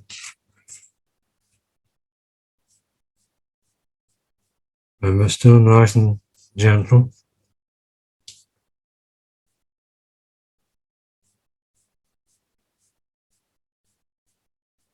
Neck, chest, shoulder. Now the back of the neck, we've got a few little hairs of the mane. So what we can do is, rather than just do a line that comes down here, we can actually do that. So, okay, so bring some mane into the outline, or create the outline with the mane down to there. I'll show you on the back of this what I mean. Instead of doing that, we can do this.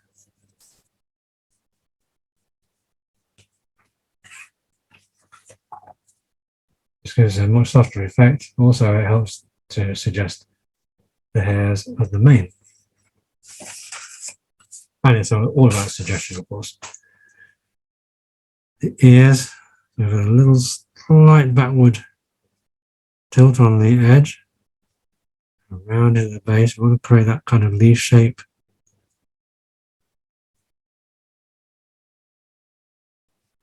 And same one there, but narrower.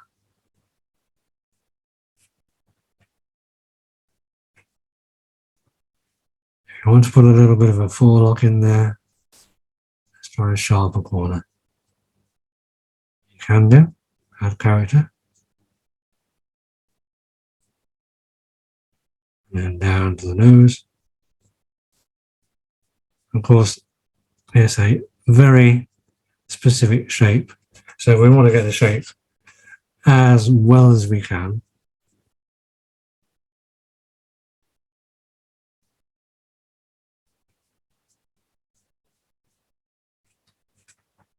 That's about that. Let's have a couple of these reins in on there. And what about there? Because there's something to hold on to just here.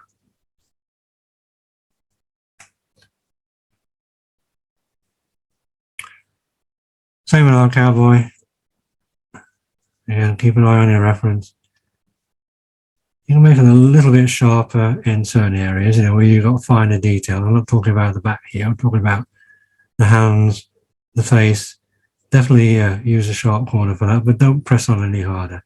Try and keep it the same sort of fairly soft looking outline, whilst at the same time try to grab the amount of detail that you want. And the back of the hat. Nice double angle on the top of the hat there. I'll go for a sharper corner now, I think. So it's sharper, but I'm still using a light touch. It depends how much detail you want to put in there. As long as you've got a nose in of sorts, then you don't need much else. That comes all the way down to the scarf. And the scarf itself is slightly transparent, so we kind of leave some of that purple showing through there when we actually fill it in a minute. Down to the shirt, and then the arm, and the hand. Suggestion of the fingers, you don't have to actually draw all the fingers in. Front of the saddle is there. And that's about the outline pretty much done.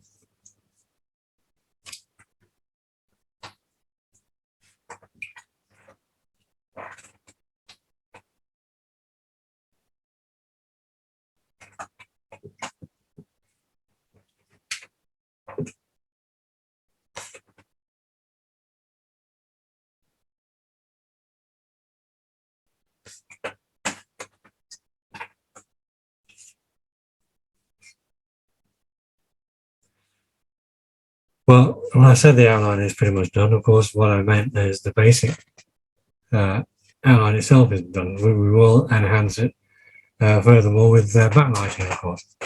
In the meantime, we need to fill that in. Now, the idea of this is like if you were painting a dog's nose. A dog's nose, a black dog's nose isn't black.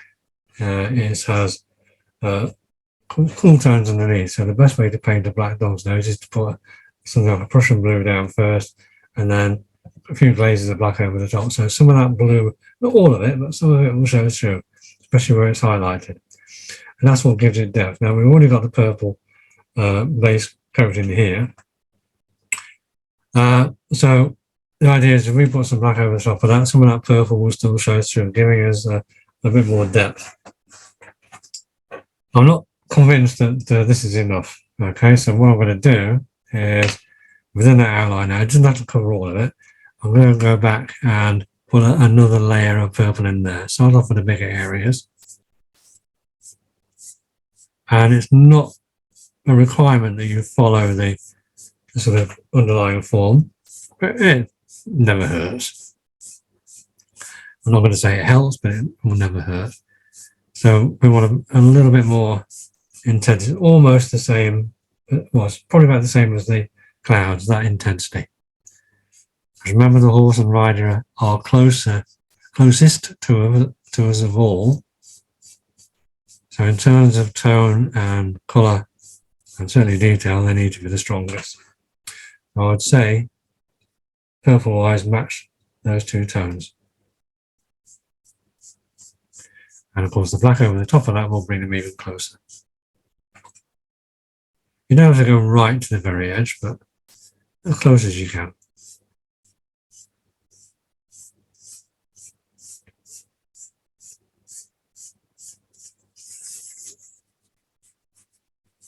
Not forgetting the rubbing in process, of course. You can see the big difference now between the front end and the back end.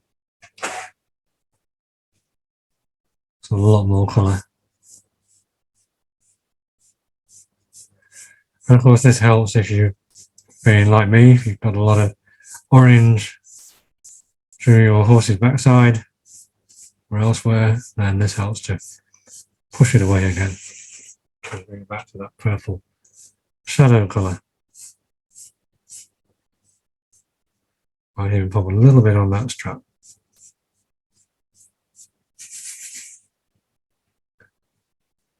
I'm going to turn our Ghost Rider into a more solid one. Use the corner of the pastel as well, of course, if you want to get into those tiny little nooks and crannies, but you don't have to go too mad. As long as most of it has got that underlying purple tone, then you'll be all right.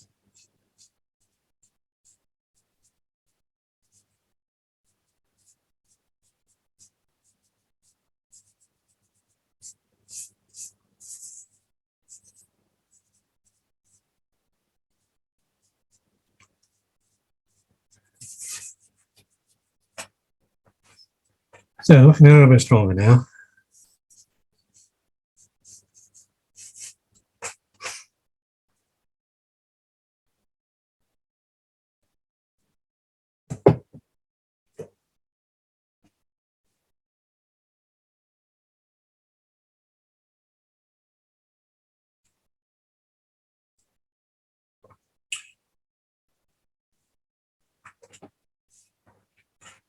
Of course, it's a silhouette we're after, isn't it? So these are black on top of that. Now, again, I would suggest before we do that, think about your hand pressure. Think about what you're trying to achieve. You're trying to achieve something that's dark, but still has some kind of visibility of what's underneath, and that is basically our purple. That gives you an idea that it's got depth. It's got those purple shadows in here and there, and then enhanced with our highlights at the end. So don't go too mad. I'm thinking about, for example, you know, the little bit of the scarf there that's got a hint of transparency to it. Just things like that that work. Just little areas that will work in your favour. So what I'm going to do is I'm going to take the edge, one of the 1/4 inch edges of this pastel, and gently, without breaking it, gently roll it like that. So it's got a sort of rounded form to it. So that's a 1/4 inch brush with a rounded form. And that, if I take off the sharp corners as well, each side, that's going to give me a nice round 1/4 inch brush that I can start to fill that in without any sharp bits. Okay, gently, gently. If you've got any small bits, of course, like the peak of the front of the hat there, then naturally use a rounded corner to fill that in.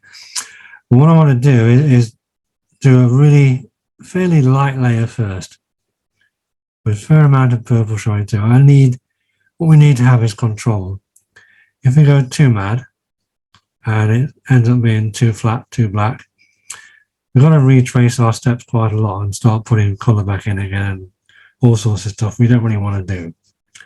So the best way to approach it is do a nice light, fairly light dusting of black over that purple first.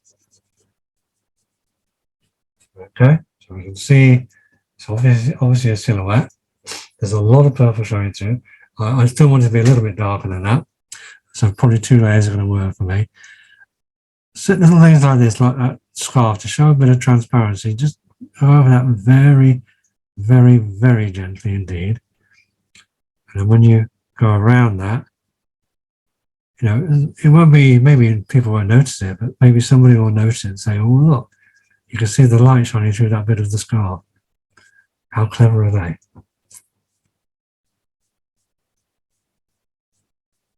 Yeah, so resist the temptation to just go in all guns blazing, as it were, and be gentle with it.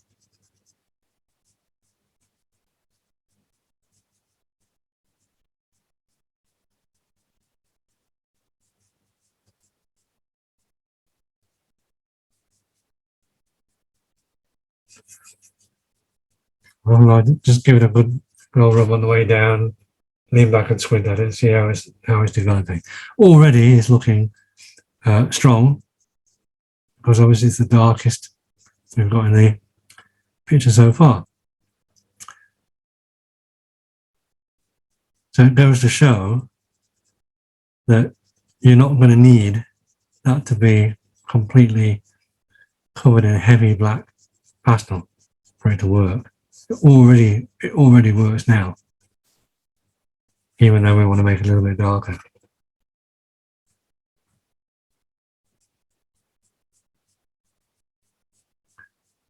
And again, if you try to follow the form, underlying form as you work through, then any pastel marks that do show will at least be going in the right direction. Around the rump, down the legs, and so on.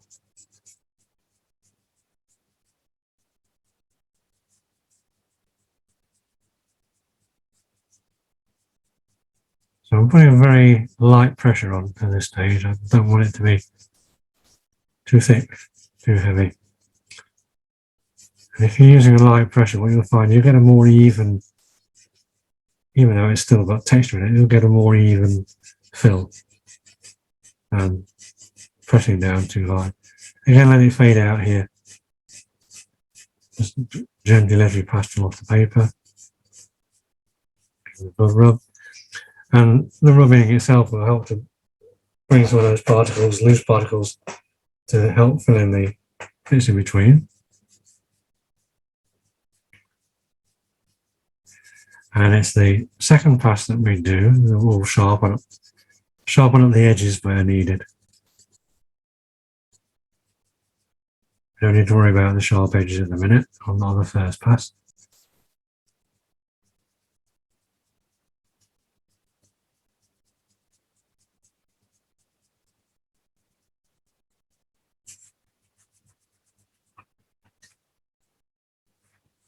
And some of the sharp edges will be dealt with our highlights and backlight.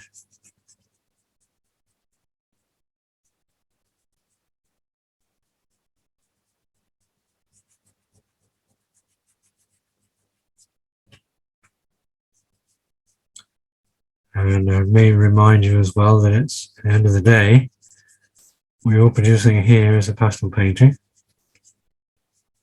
And in my view, it should never be, or very rarely should it be attempted to be a replication, a duplication of your photograph. Paintings and photographs are two different things.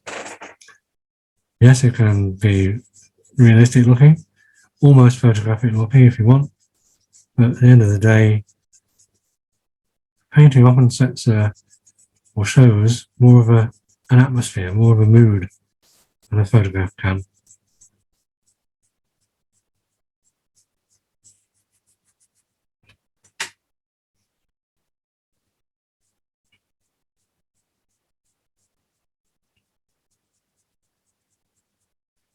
So I'm not attempting to show any details in the horse's head, like eyes, nose and mouth or anything like that.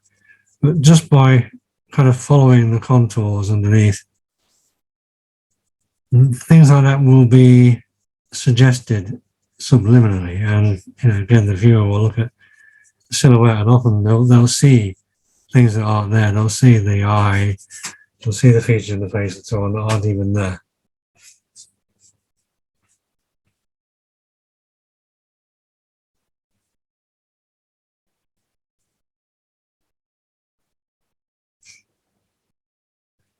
The first pass, good run, and already it stands off.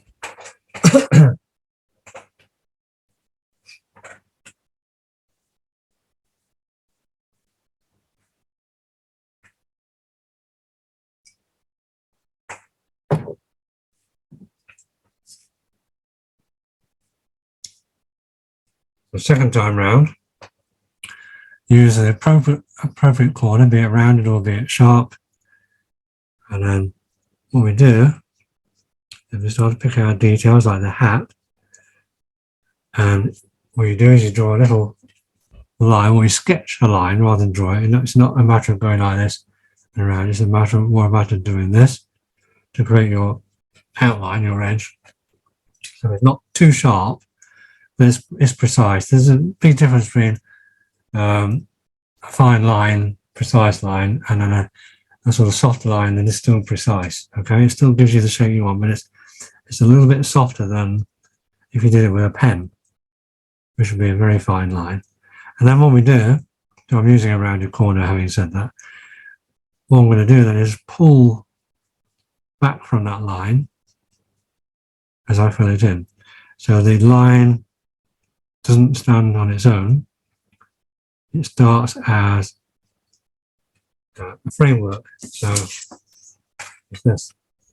So this is my cowboy's hat, like that. What I'm doing is sketching that shape, albeit with a slightly rounded corner.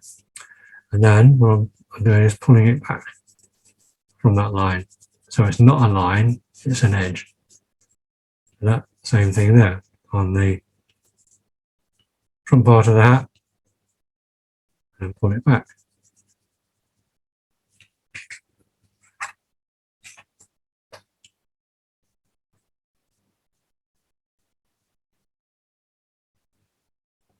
So we will have had 2 layers on by the end of this. That means that as long as you've done it fairly light, as I've done, then you'll still have that trace of purple showing through. There's that little hint of purple showing through that's going to give it the depth.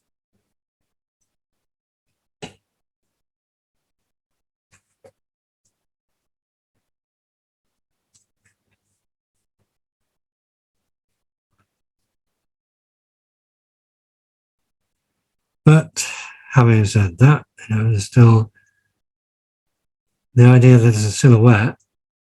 If you think back to, the silhouettes that the cameos, profile silhouettes that were so popular around the 17th century, and that you may have seen people do them in real life or on TV shows, something like that. Or they'll get a likeness of somebody by cutting out their profile from a sheet of black paper. You could argue that a silhouette still requires, a bit of definition, just to give people a bit more of an idea that of what it has. The nose, the mouth, the reins, and so on. So yeah, here and there, give it a little bit more sharper definition, but always pull back away from that line. So it's still your starting point. For example, the back of the shirt here, it's not that important in the sense that it needs a lot of fine detail. It just needs an overall shape. So your rounded part of your pastel, rounded corner is fine, and pull it back from there, fill it in bit by bit. And maybe the face, as I've just done, requires a little bit more giving the audience what they want. A tiny bit more refinement, tiny bit more detail. Use a sharper corner. Maybe even, if you prefer, you can use a sharpened pastel pencil on it.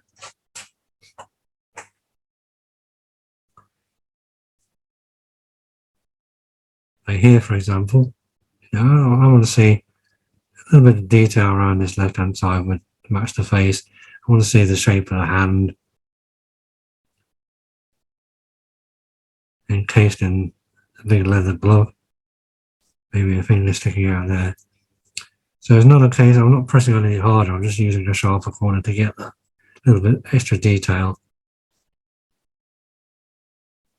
And I'm going to flip back to my rounded corner and pull the tone back from that edge. The point is I'm trying to disguise the outline. I don't want to see an outline as an outline. I want to see it as just an edge to my silhouette. So disguise the outline as much as you can by pulling away from it.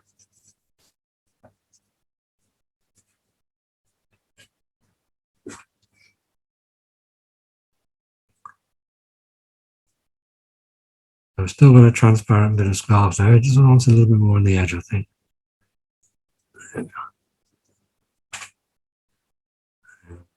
Back to a slightly softer outline for the subtle bits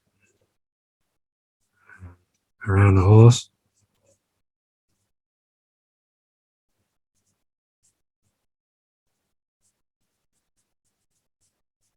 So yeah, silhouettes can be easy if you're just painting a flat back silhouette, or cutting it out with a pre-drawn shape, sticking it on, no problem.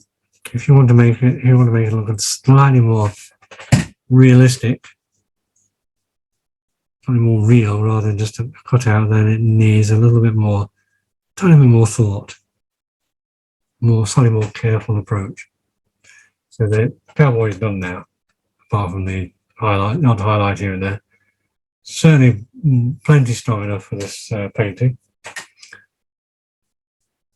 I can still see little hints of purple through there, which gives it that depth.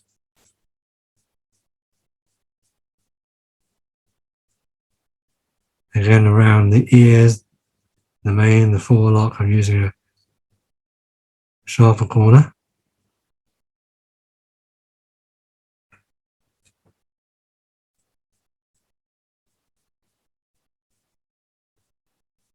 So I want to get the profile nice and sharp as well.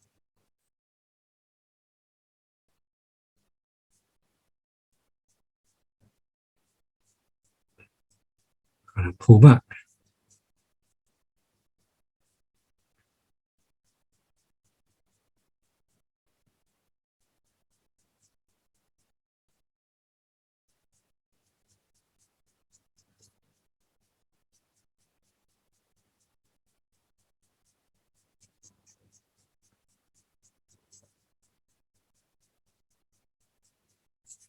It really doesn't matter if you have any kind of visible texture going on inside there at all. When it's viewed overall, it probably won't even be seen, but it won't matter. But what will help is if you're going around the jawline there, for example, is you work in that kind of direction, the underlying form. Then you might find that the odd mark or bit of texture that shows is working for you instead of being neutral. And the mane coming down here, you might imagine the mane flowing down the neck like this. In fact, if you do imagine that, then use that as a way to fill in your silhouette form.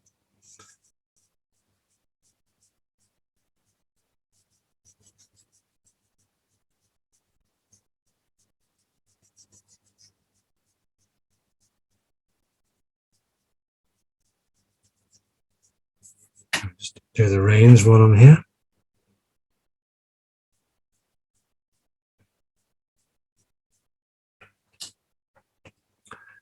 And same all the way down, shape of the chest, going to the shoulder of the front leg itself, and then work back. Pull it back.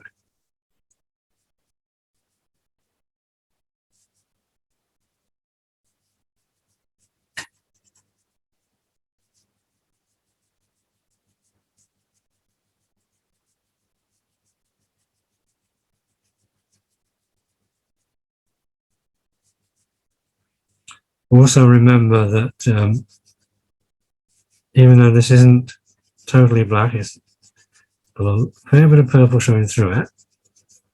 When you put your final highlights and backlighting on there, it'll look even darker. Tones are all relative and they react to whatever's around them. So if you have a sort of reasonably dark tone, but it's not black, say a dark brown, if you want to set that against something that's really light, then it'll look even darker. If you set it against something that has a mid-tone, then it won't look quite as dark. So when we set this very dark purple silhouette against quite a vivid highlight and backlight, then it'll look even darker.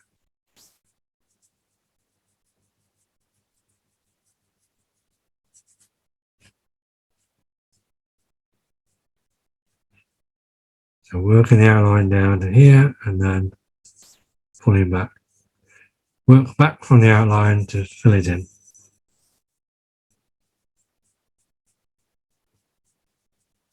Use your outline as your starting point for filling in.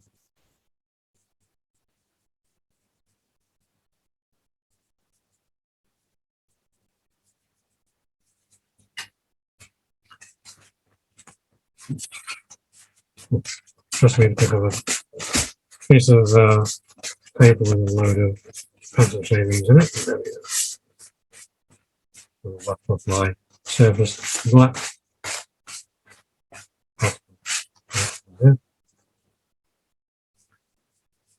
Outline. Remember, we've got a little bit of a gap between these layers. We'll swap that out in a minute.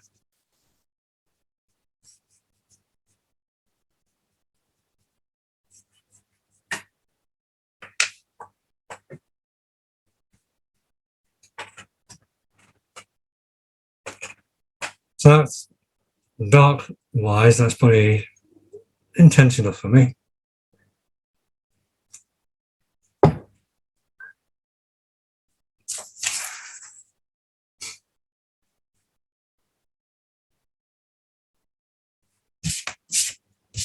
So when we get our highlights and backlight on in a minute, and it'll look even darker.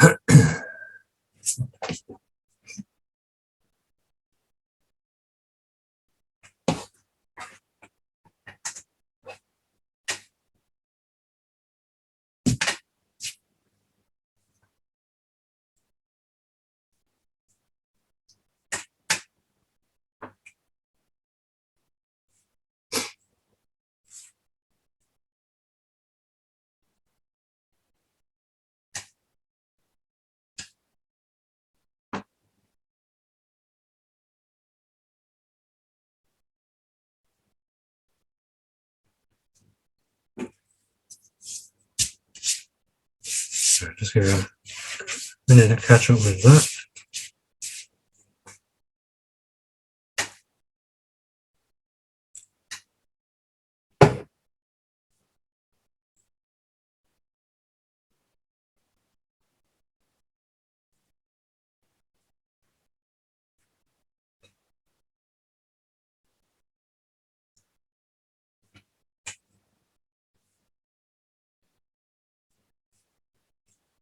So when we think about our highlighting, our backlighting, etc. on our main subject here, remind ourselves where the light source is. It's low down, it's about here somewhere. Okay. So it's not what it's not going to do, it's not going to shine down on it from above, obviously, and create a strong light along the top, anything like that. The light is coming from lower down, so it's going to affect the lower parts a little bit more, and these low down areas around the side as well, maybe the chin, shoulder, legs, belly, and maybe a little bit of the lower parts around the cowboy there. But along the top, you will have a little bit of light. That's a backlighting effect. So you've got a kind of direct low light plus a backlighting effect. You've got to decide where it's going to be thicker, where it's going to be stronger. So stronger and thicker underneath, not quite as strong. Just merely suggestions along the top, maybe. Here is where we can actually use some of this photograph as well, because you see the sun is in a similar position to ours. It's really low down, and you can see it's affecting the lower parts of the horse quite a lot. The top part, not so much. You might have a little bit of backlighting going on there, but not quite as much. Then it starts about here, around the base of the tail, and you can see it gets a little bit stronger. Okay, so we can use that a little bit on the hairs of the lower jaw there, for example. So we'll use that. In fact, we'll start on those lower bits first of all. So back to our orange pastel. A sharpish corner. It doesn't have to be very, very sharp, will do. And if we start around here, around the base of the tail, in fact, we can, like we have in our original reference here, we can put a few little hairs into the base of the tail, as you can see, which we haven't done already. So gently, like that. So even though it's square, it's still a soft pastel, so don't press on too hard. Gives us something like that. And just follow the shape. Shape of the leg. Going down. Again, use your reference as a guide. Look for the ankle shape.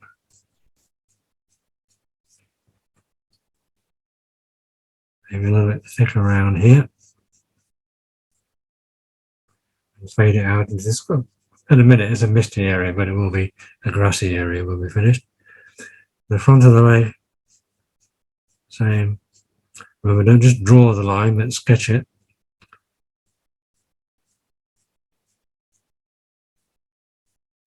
Break it down into little sections. Chances are you'll get it more correct than if you do that. What we do have is a separation between these two legs at the back. This bit here. Now we should be able to work that out. It's kind of a slightly lower angle from the belly there. It goes down just below that strap. So it's about here to here, between the thumb and little finger. Somewhere in there. And if we divide that, pretty much, let's do a line first. An angle, a slight angle like that. Divide those two legs into two equally. And then all we do, if we've got a line like that, all we do is widen the line to get the negative shape between the legs. Like so. Again, we'll enhance that with a bit of yellow shortly. And then back to the belly. A little bit wider to capture the roundness of the belly.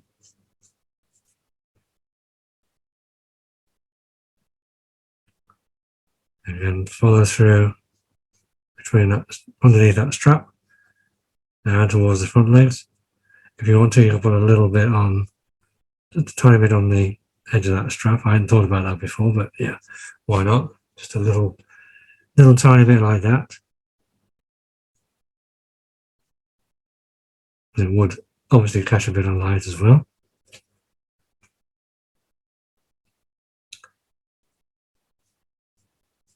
Follow the shape around the front leg here.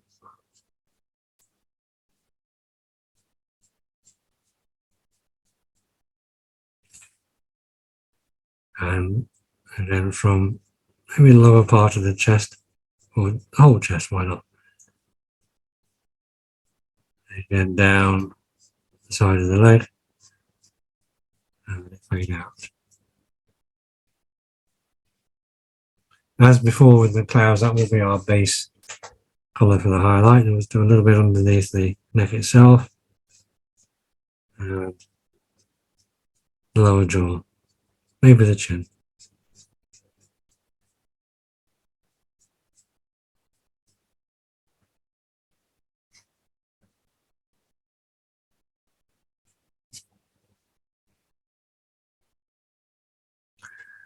So I was thinking about kind of deviating from the photograph a little bit now, thinking about where our particular light might catch, and it might catch just a little bit of that saddle being lit from underneath.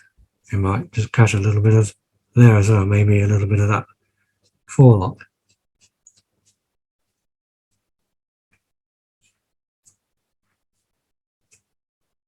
We'll probably go no further than that.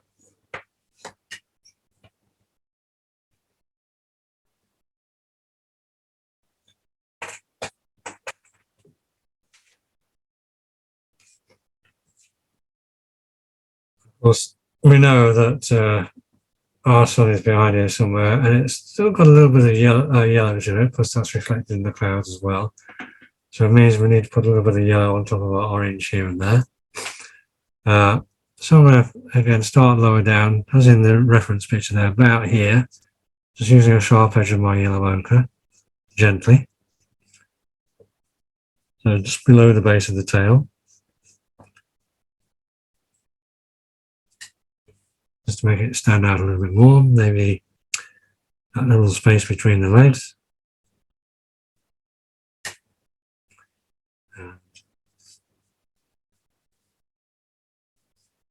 Maybe down to about there, halfway down there. Just let it, where you stop, don't just stop there, let it fade out. So we're looking about this sort of section in between my fingers there, I reckon. And the same along the inside of the leg. But don't just stop it like that, just fade it out so it goes into the fades into that darker orange gradually.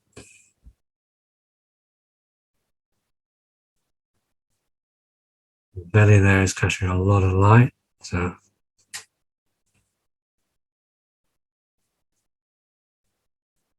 maybe a touch on the strapping there. And again, same idea on the front legs, let it fade out, roughly the same area, about halfway down.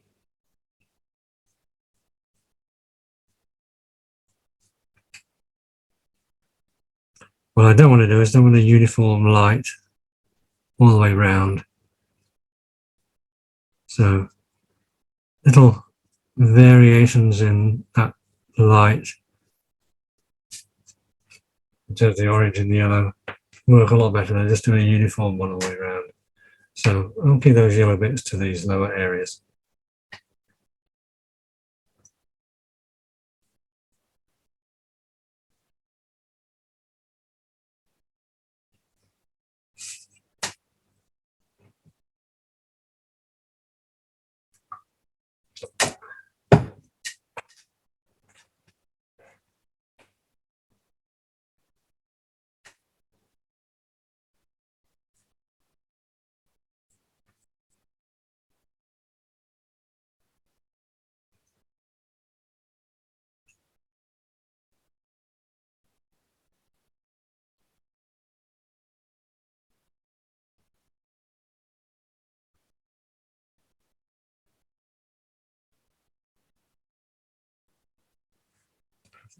Anything you feel you may have fuzzed up a little bit with your highlight, you can always go back and resharpen your edges if you feel it needs it.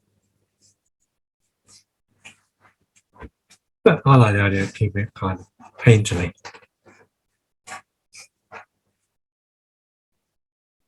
Without it being too sharp is what I'm saying.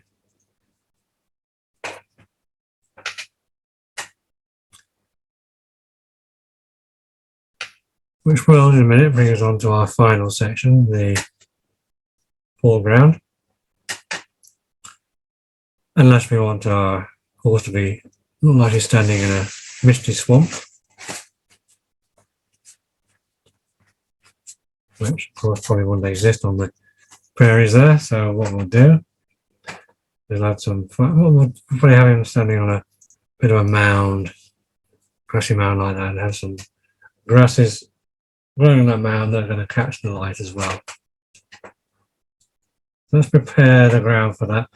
Firstly, by adding a little bit more light into our midground, this area here.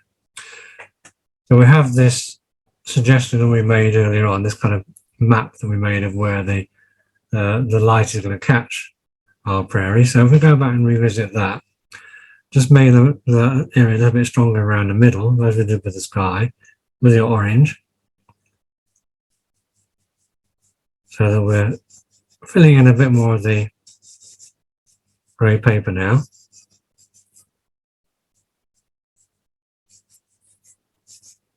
So not too much in the background, but kind of mid-ground here.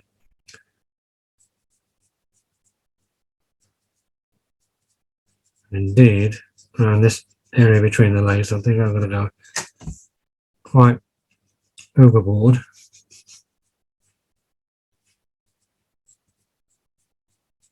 And really have that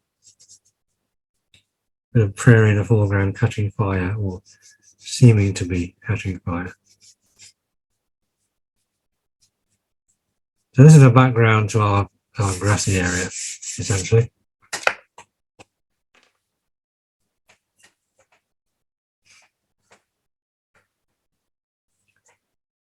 So our grassy mound area is basically going to be using black. And what we're going to do is kind of sketch it in like that, okay, feeling the sort of roundness of it. Or it could just be a little drop in the shape of the land like that. So starting from here, maybe something along those lines. Use the flat blue black pastel, keep it nice and gentle. And this is going to help create a bit of a shadow for our horse and rider as well. I'm going to curve it down like that.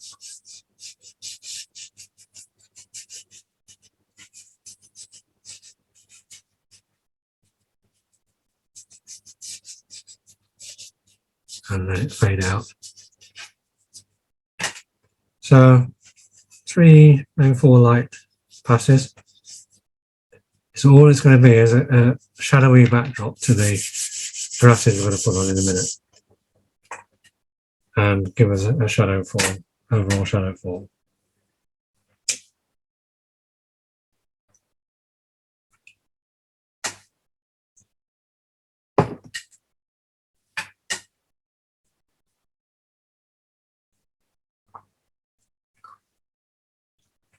And again, we're going to use the same 2 colours as we have done for the clouds of pop and the purple, for the highlights in the clouds, the highlights on the horse, the orange and the yellow for our grasses.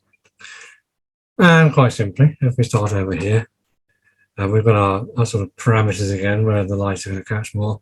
Use a sharp edge, sharp corner, and literally just start to stroke in. Again, if we use this as a guide, you can see roughly the kind of size and form we're looking for. We're looking for that kind of height, maybe some going that way, mostly going sort of vertical, or even this, you can pick out the forms from here. Okay, so they won't look exactly the same, but similar kind of forms. So keep glancing over your references to remind yourself. Some of them in the corner here, we want to start outside of the picture and just stroke them up. These are slightly longer ones.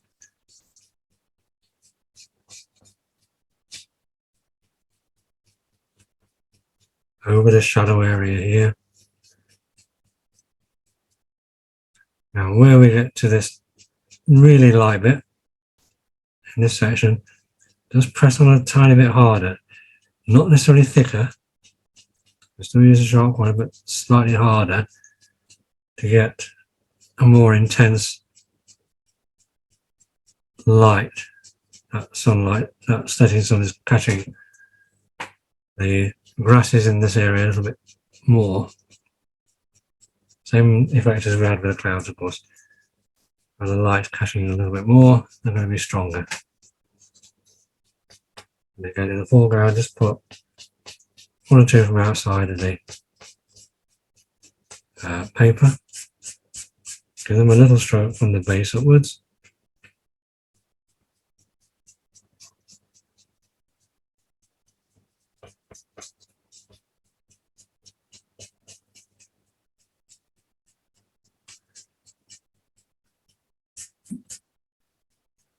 Two or 3 layers, depending on how much grass you want. But certainly a concentration in this section here, and not so many in the corners perhaps. Or if you do, make them slightly longer. A little rub at the base, bury the roots of the grasses where you can. These, especially around the legs, in between the legs and so on. Yeah, really make them stand out. Don't be afraid of a bit of impact. Helps to draw attention to that area in the middle anyway.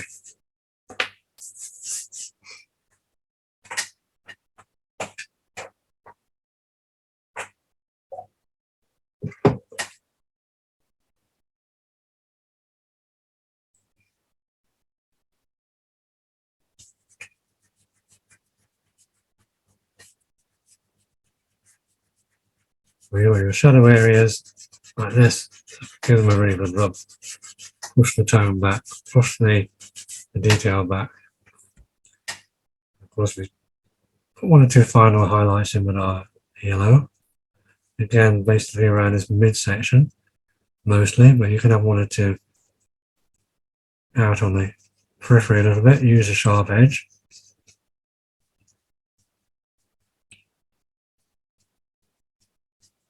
Don't have to do too many, you just pick a few sort of highlights here and there with your yellow.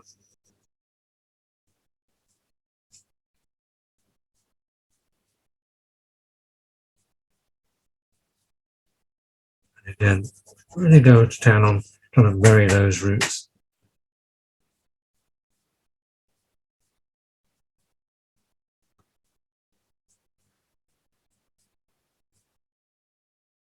And there are a few little sort of dots here and there as well to suggest the seed heads on top of some of these grasses, which really do catch the light. Little dotty motions like that,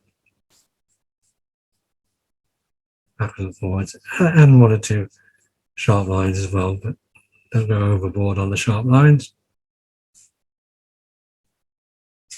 Mostly around the middle again.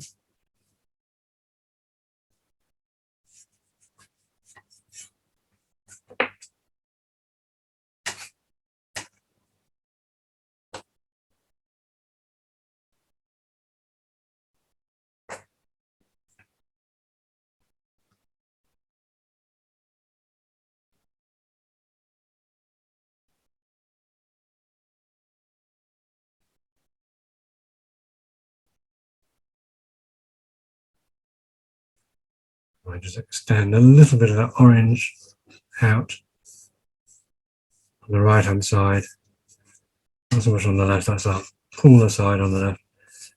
Just a tiny bit of glazing like that, just to put it away,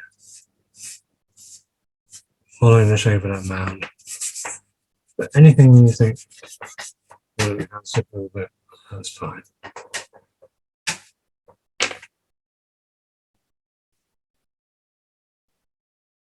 Now I know we have white pastel, and indeed if we had our sun right up here somewhere, we'd be using that a lot. We're going to use it a little bit. And we're going to use it pretty much in this little strip here. Okay? So if we turn that upside down, imagine the moon was there, reflecting in a lake, it would be quite a narrow strip, like that. So that's what we're going to do. So first of all, make sure you've got a nice rounded corner on your white pastel, not a sharp one. Round it off like that. No sharp bits on it. And then we're going to pick out very, very gently, because it's quite a strong colour, of course, just a little bit of very pale yellow right in the middle of the base of our clouds, keeping it soft and squiggly. So there, maybe here, here, and of course let it fade out either side into the yellow. And maybe a tiny touch there, just a tiny, tiny hint. So just create a pale yellow.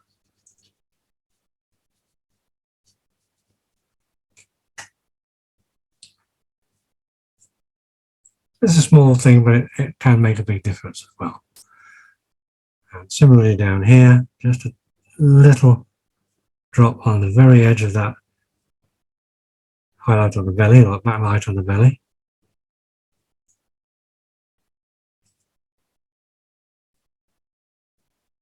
Maybe on the front of the leg there, just on the very edge, outer edge. And maybe here, middle of the thigh and the back.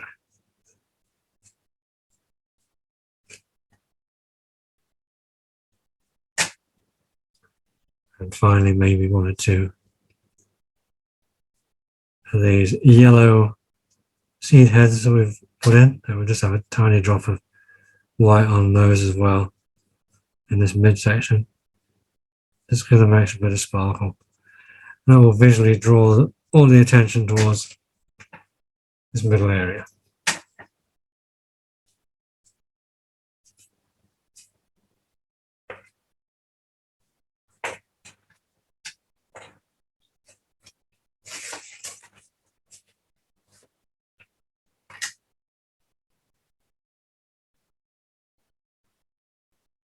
I will attempt to take a photograph of this tomorrow in daylight.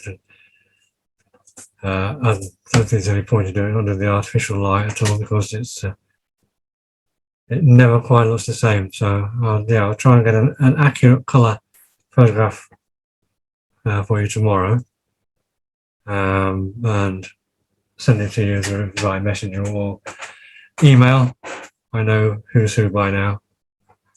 There's only 4 of you, so and I'll send you out a copy of the finished image with the true, hopefully the true colours on it, so you can assess that against your own. I might just put a little hint on that nose actually, and then of course you'll get the recording hopefully tomorrow as well, but we'll see what happens. You never know. Hopefully. And fingers crossed you'll have a nice atmospheric sunset painting at the end of it. Maybe you have now. Don't forget, send me a photograph, but do the same thing. Try and take a photograph in natural light, not strong sunlight, not by a window or anything like that. So the middle of the room on the floor is usually a good, away from the sunlight is usually a good place to do it. And send me a copy. I'll have a look. Yeah, I've really enjoyed this one. It's been nice, relaxing painting to do, not having to think about fur texture or anything like that, or eyes or all that sort of stuff. So, Kathy, you enjoyed it? You've got a big smile on your face. I have, yeah. I'm going to see if it works. It may not. Yeah, I can. Hang on a minute. Let me just kind of make it a little bit larger. Let's see. Yeah, I'll see you again next time. Hold a bit more. Yeah, great shape in the clouds and everything. Yeah, I like that. And your mountain range too. Very difficult to sense the intensity of the colours. Yeah, I'll send that in a picture tomorrow. But But yeah, delighted. See all your text and everything that really spot on there. So yeah, happy with that. Yeah. As are you, I hope. I am. I love the pastels, but I thought this was something different as well because I love the animals, but I never really know backgrounds and stuff too well other than the bokeh kind of one. So this was it appealed to me. Good. I'm glad. And I like I said, I do like the idea of just doing like an atmospheric painting without having to fuss about too much detail or anything like that. It's a much more painterly approach, really, isn't it, than when you're painting a tiger or something like that. You can let loose a little bit, and the only thing you're going to concentrate on is the details in the outline, really, and maybe a few little foreground grasses. That's it. But yeah, I do like this approach now and again. I find it quite relaxing as well. Did you find it relaxing? Yeah, I do. I really do. And I love the pastel. I was so excited by the new workshop as well you've got, but I just love the pastels and seeing it go through ugly phase where you go, oh my God, what am I drawing to come out the side? So it's, yeah. Well, Well, hopefully it'll be the same on the Tiger one. That's a two-part one, isn't it? Yeah. Yes. And the reason, of course, that's two-part one, I think I explained on the blurb, is we want to really capture the detail as well as the lighting effect. So Yeah, it'll be the Tiger definitely. marking stripes. You can't really skimp on that too much. Ah, good. No. Anita has obviously had to leave as I explained. So hopefully she'll crack on when she gets the recording and send me hers as well. Justine and Anne, hopefully you two will do the same. If you have any comments. Yeah, I've enjoyed it. I just struggle with getting the edges on my pastels. Yeah, that I need to do it. Because I haven't done it for so long. I can't remember again. Why, I said basically, if you want to do something like this, there's no reason. I don't have any pastel pencils here, but there's no reason why you can't take what's this? There's Derwent Artist Raven, whatever that is. I'm not even sure. Well, I got some pastel pencils, but when I was using them on, they tended to make dents in the paper. Yeah, there is rather than. And I didn't like it, so I stopped using them. Yeah. What I would suggest though is if you get a Faber-Castell pastel pencil and just sharpen it, use it. I can't find any on here. I don't have them really. Just sharpen it a little bit and just use it for little fine details. Right. Okay. If you don't press too hard, you'll make more of a mark. I know it sounds contrary, but it's true. If you press a little bit lighter with a pastel pencil on velour, you'll be more successful with your mark.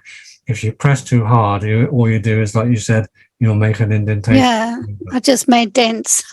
Counterintuitive, I know, but less pressure and maybe a couple of layers of light application. It works better. In the past, I've done it with graphite pencil to be honest with you, not a 2B. This is a 2B. But something like a softer graphite pencil. Right. If you don't press too hard, I don't know whether it's going to work on here or not. Try signing my name. That's a 2B. I don't know what that is. Let's try something like this. Yeah. So this is still quite a hard one. If I go like that. Gently. Okay, I can see my V starting to appear. Just stroking it on gently. So it's not making much of an indentation in the paper. So you can see my signature appearing now. Right, yeah, so it's very gently. Yeah, and if I press on, it cuts through the paper. Actually, because it's not, I don't know what pencil that is actually. If I can find out what that is, I can let you know. But yeah, it works when you're pressing on as well. Just one line, that's not too bad. But when you're doing a curve like that, it doesn't work very well. So if you're doing a single line cutting through it, it seems to work. But if you want to make more of an outline like that, just stroke it gently. I can see that sharpening up, you see already. Okay. Yeah, so a pastel pencil, it looks similar to a pastel pencil, but it's not. But a pastel pencil should work fine doing that if you just stroke it gently. Try and imagine you're stroking the fibers of the paper, not cutting into it. Okay. That'll be fine if you don't want fine details. Or invest in a Caran d'Ache black pastel pencil, which when you sharpen it will last you about 5 seconds. So in the course of doing something like this outline, you probably use one, and it'll probably cost you about £4. Yeah. Well, I've just checked my box, and I don't have a black. Got every colour under the sun except black. In that case, try a really dark graphite and something like a 7B or something, and see how that works. Even a coloured pencil. Have you got any black coloured pencils? Yeah, I've got loads. I've got a load. Try an ordinary coloured pencil. This is pretty much what that is. That was basically a coloured pencil. So you can see if you use it gently, stroke it gently, you'll eventually get there. All right. Okay. Okay. Well, I'll send you a picture. Good. I look forward to it. And, okay, everybody. Excellent. So Kathleen, we'll see you on Thursday. Yeah, you will. Enjoy the rest of your weekend, what's left of it. And the same to Thank you, you. Anne, and Justine as well. Enjoy the rest of your Sunday evening. Any plans? No, just relax. Clean my Yeah. fingers. Do a bit of doodling. Some paper and do some doodles. Yeah, We can- super. Next time we can maybe do a buffalo on the range. Yeah, that would be a good one. Okay. So All right, lovely. Thank you, I Vic. look forward to hearing from you. Yep. Stay well. Enjoy the rest of the Sunday and have a good weekend. And we'll see you again soon. Okay. Thank you. Bye, everyone. Bye. Take care. Bye. Bye.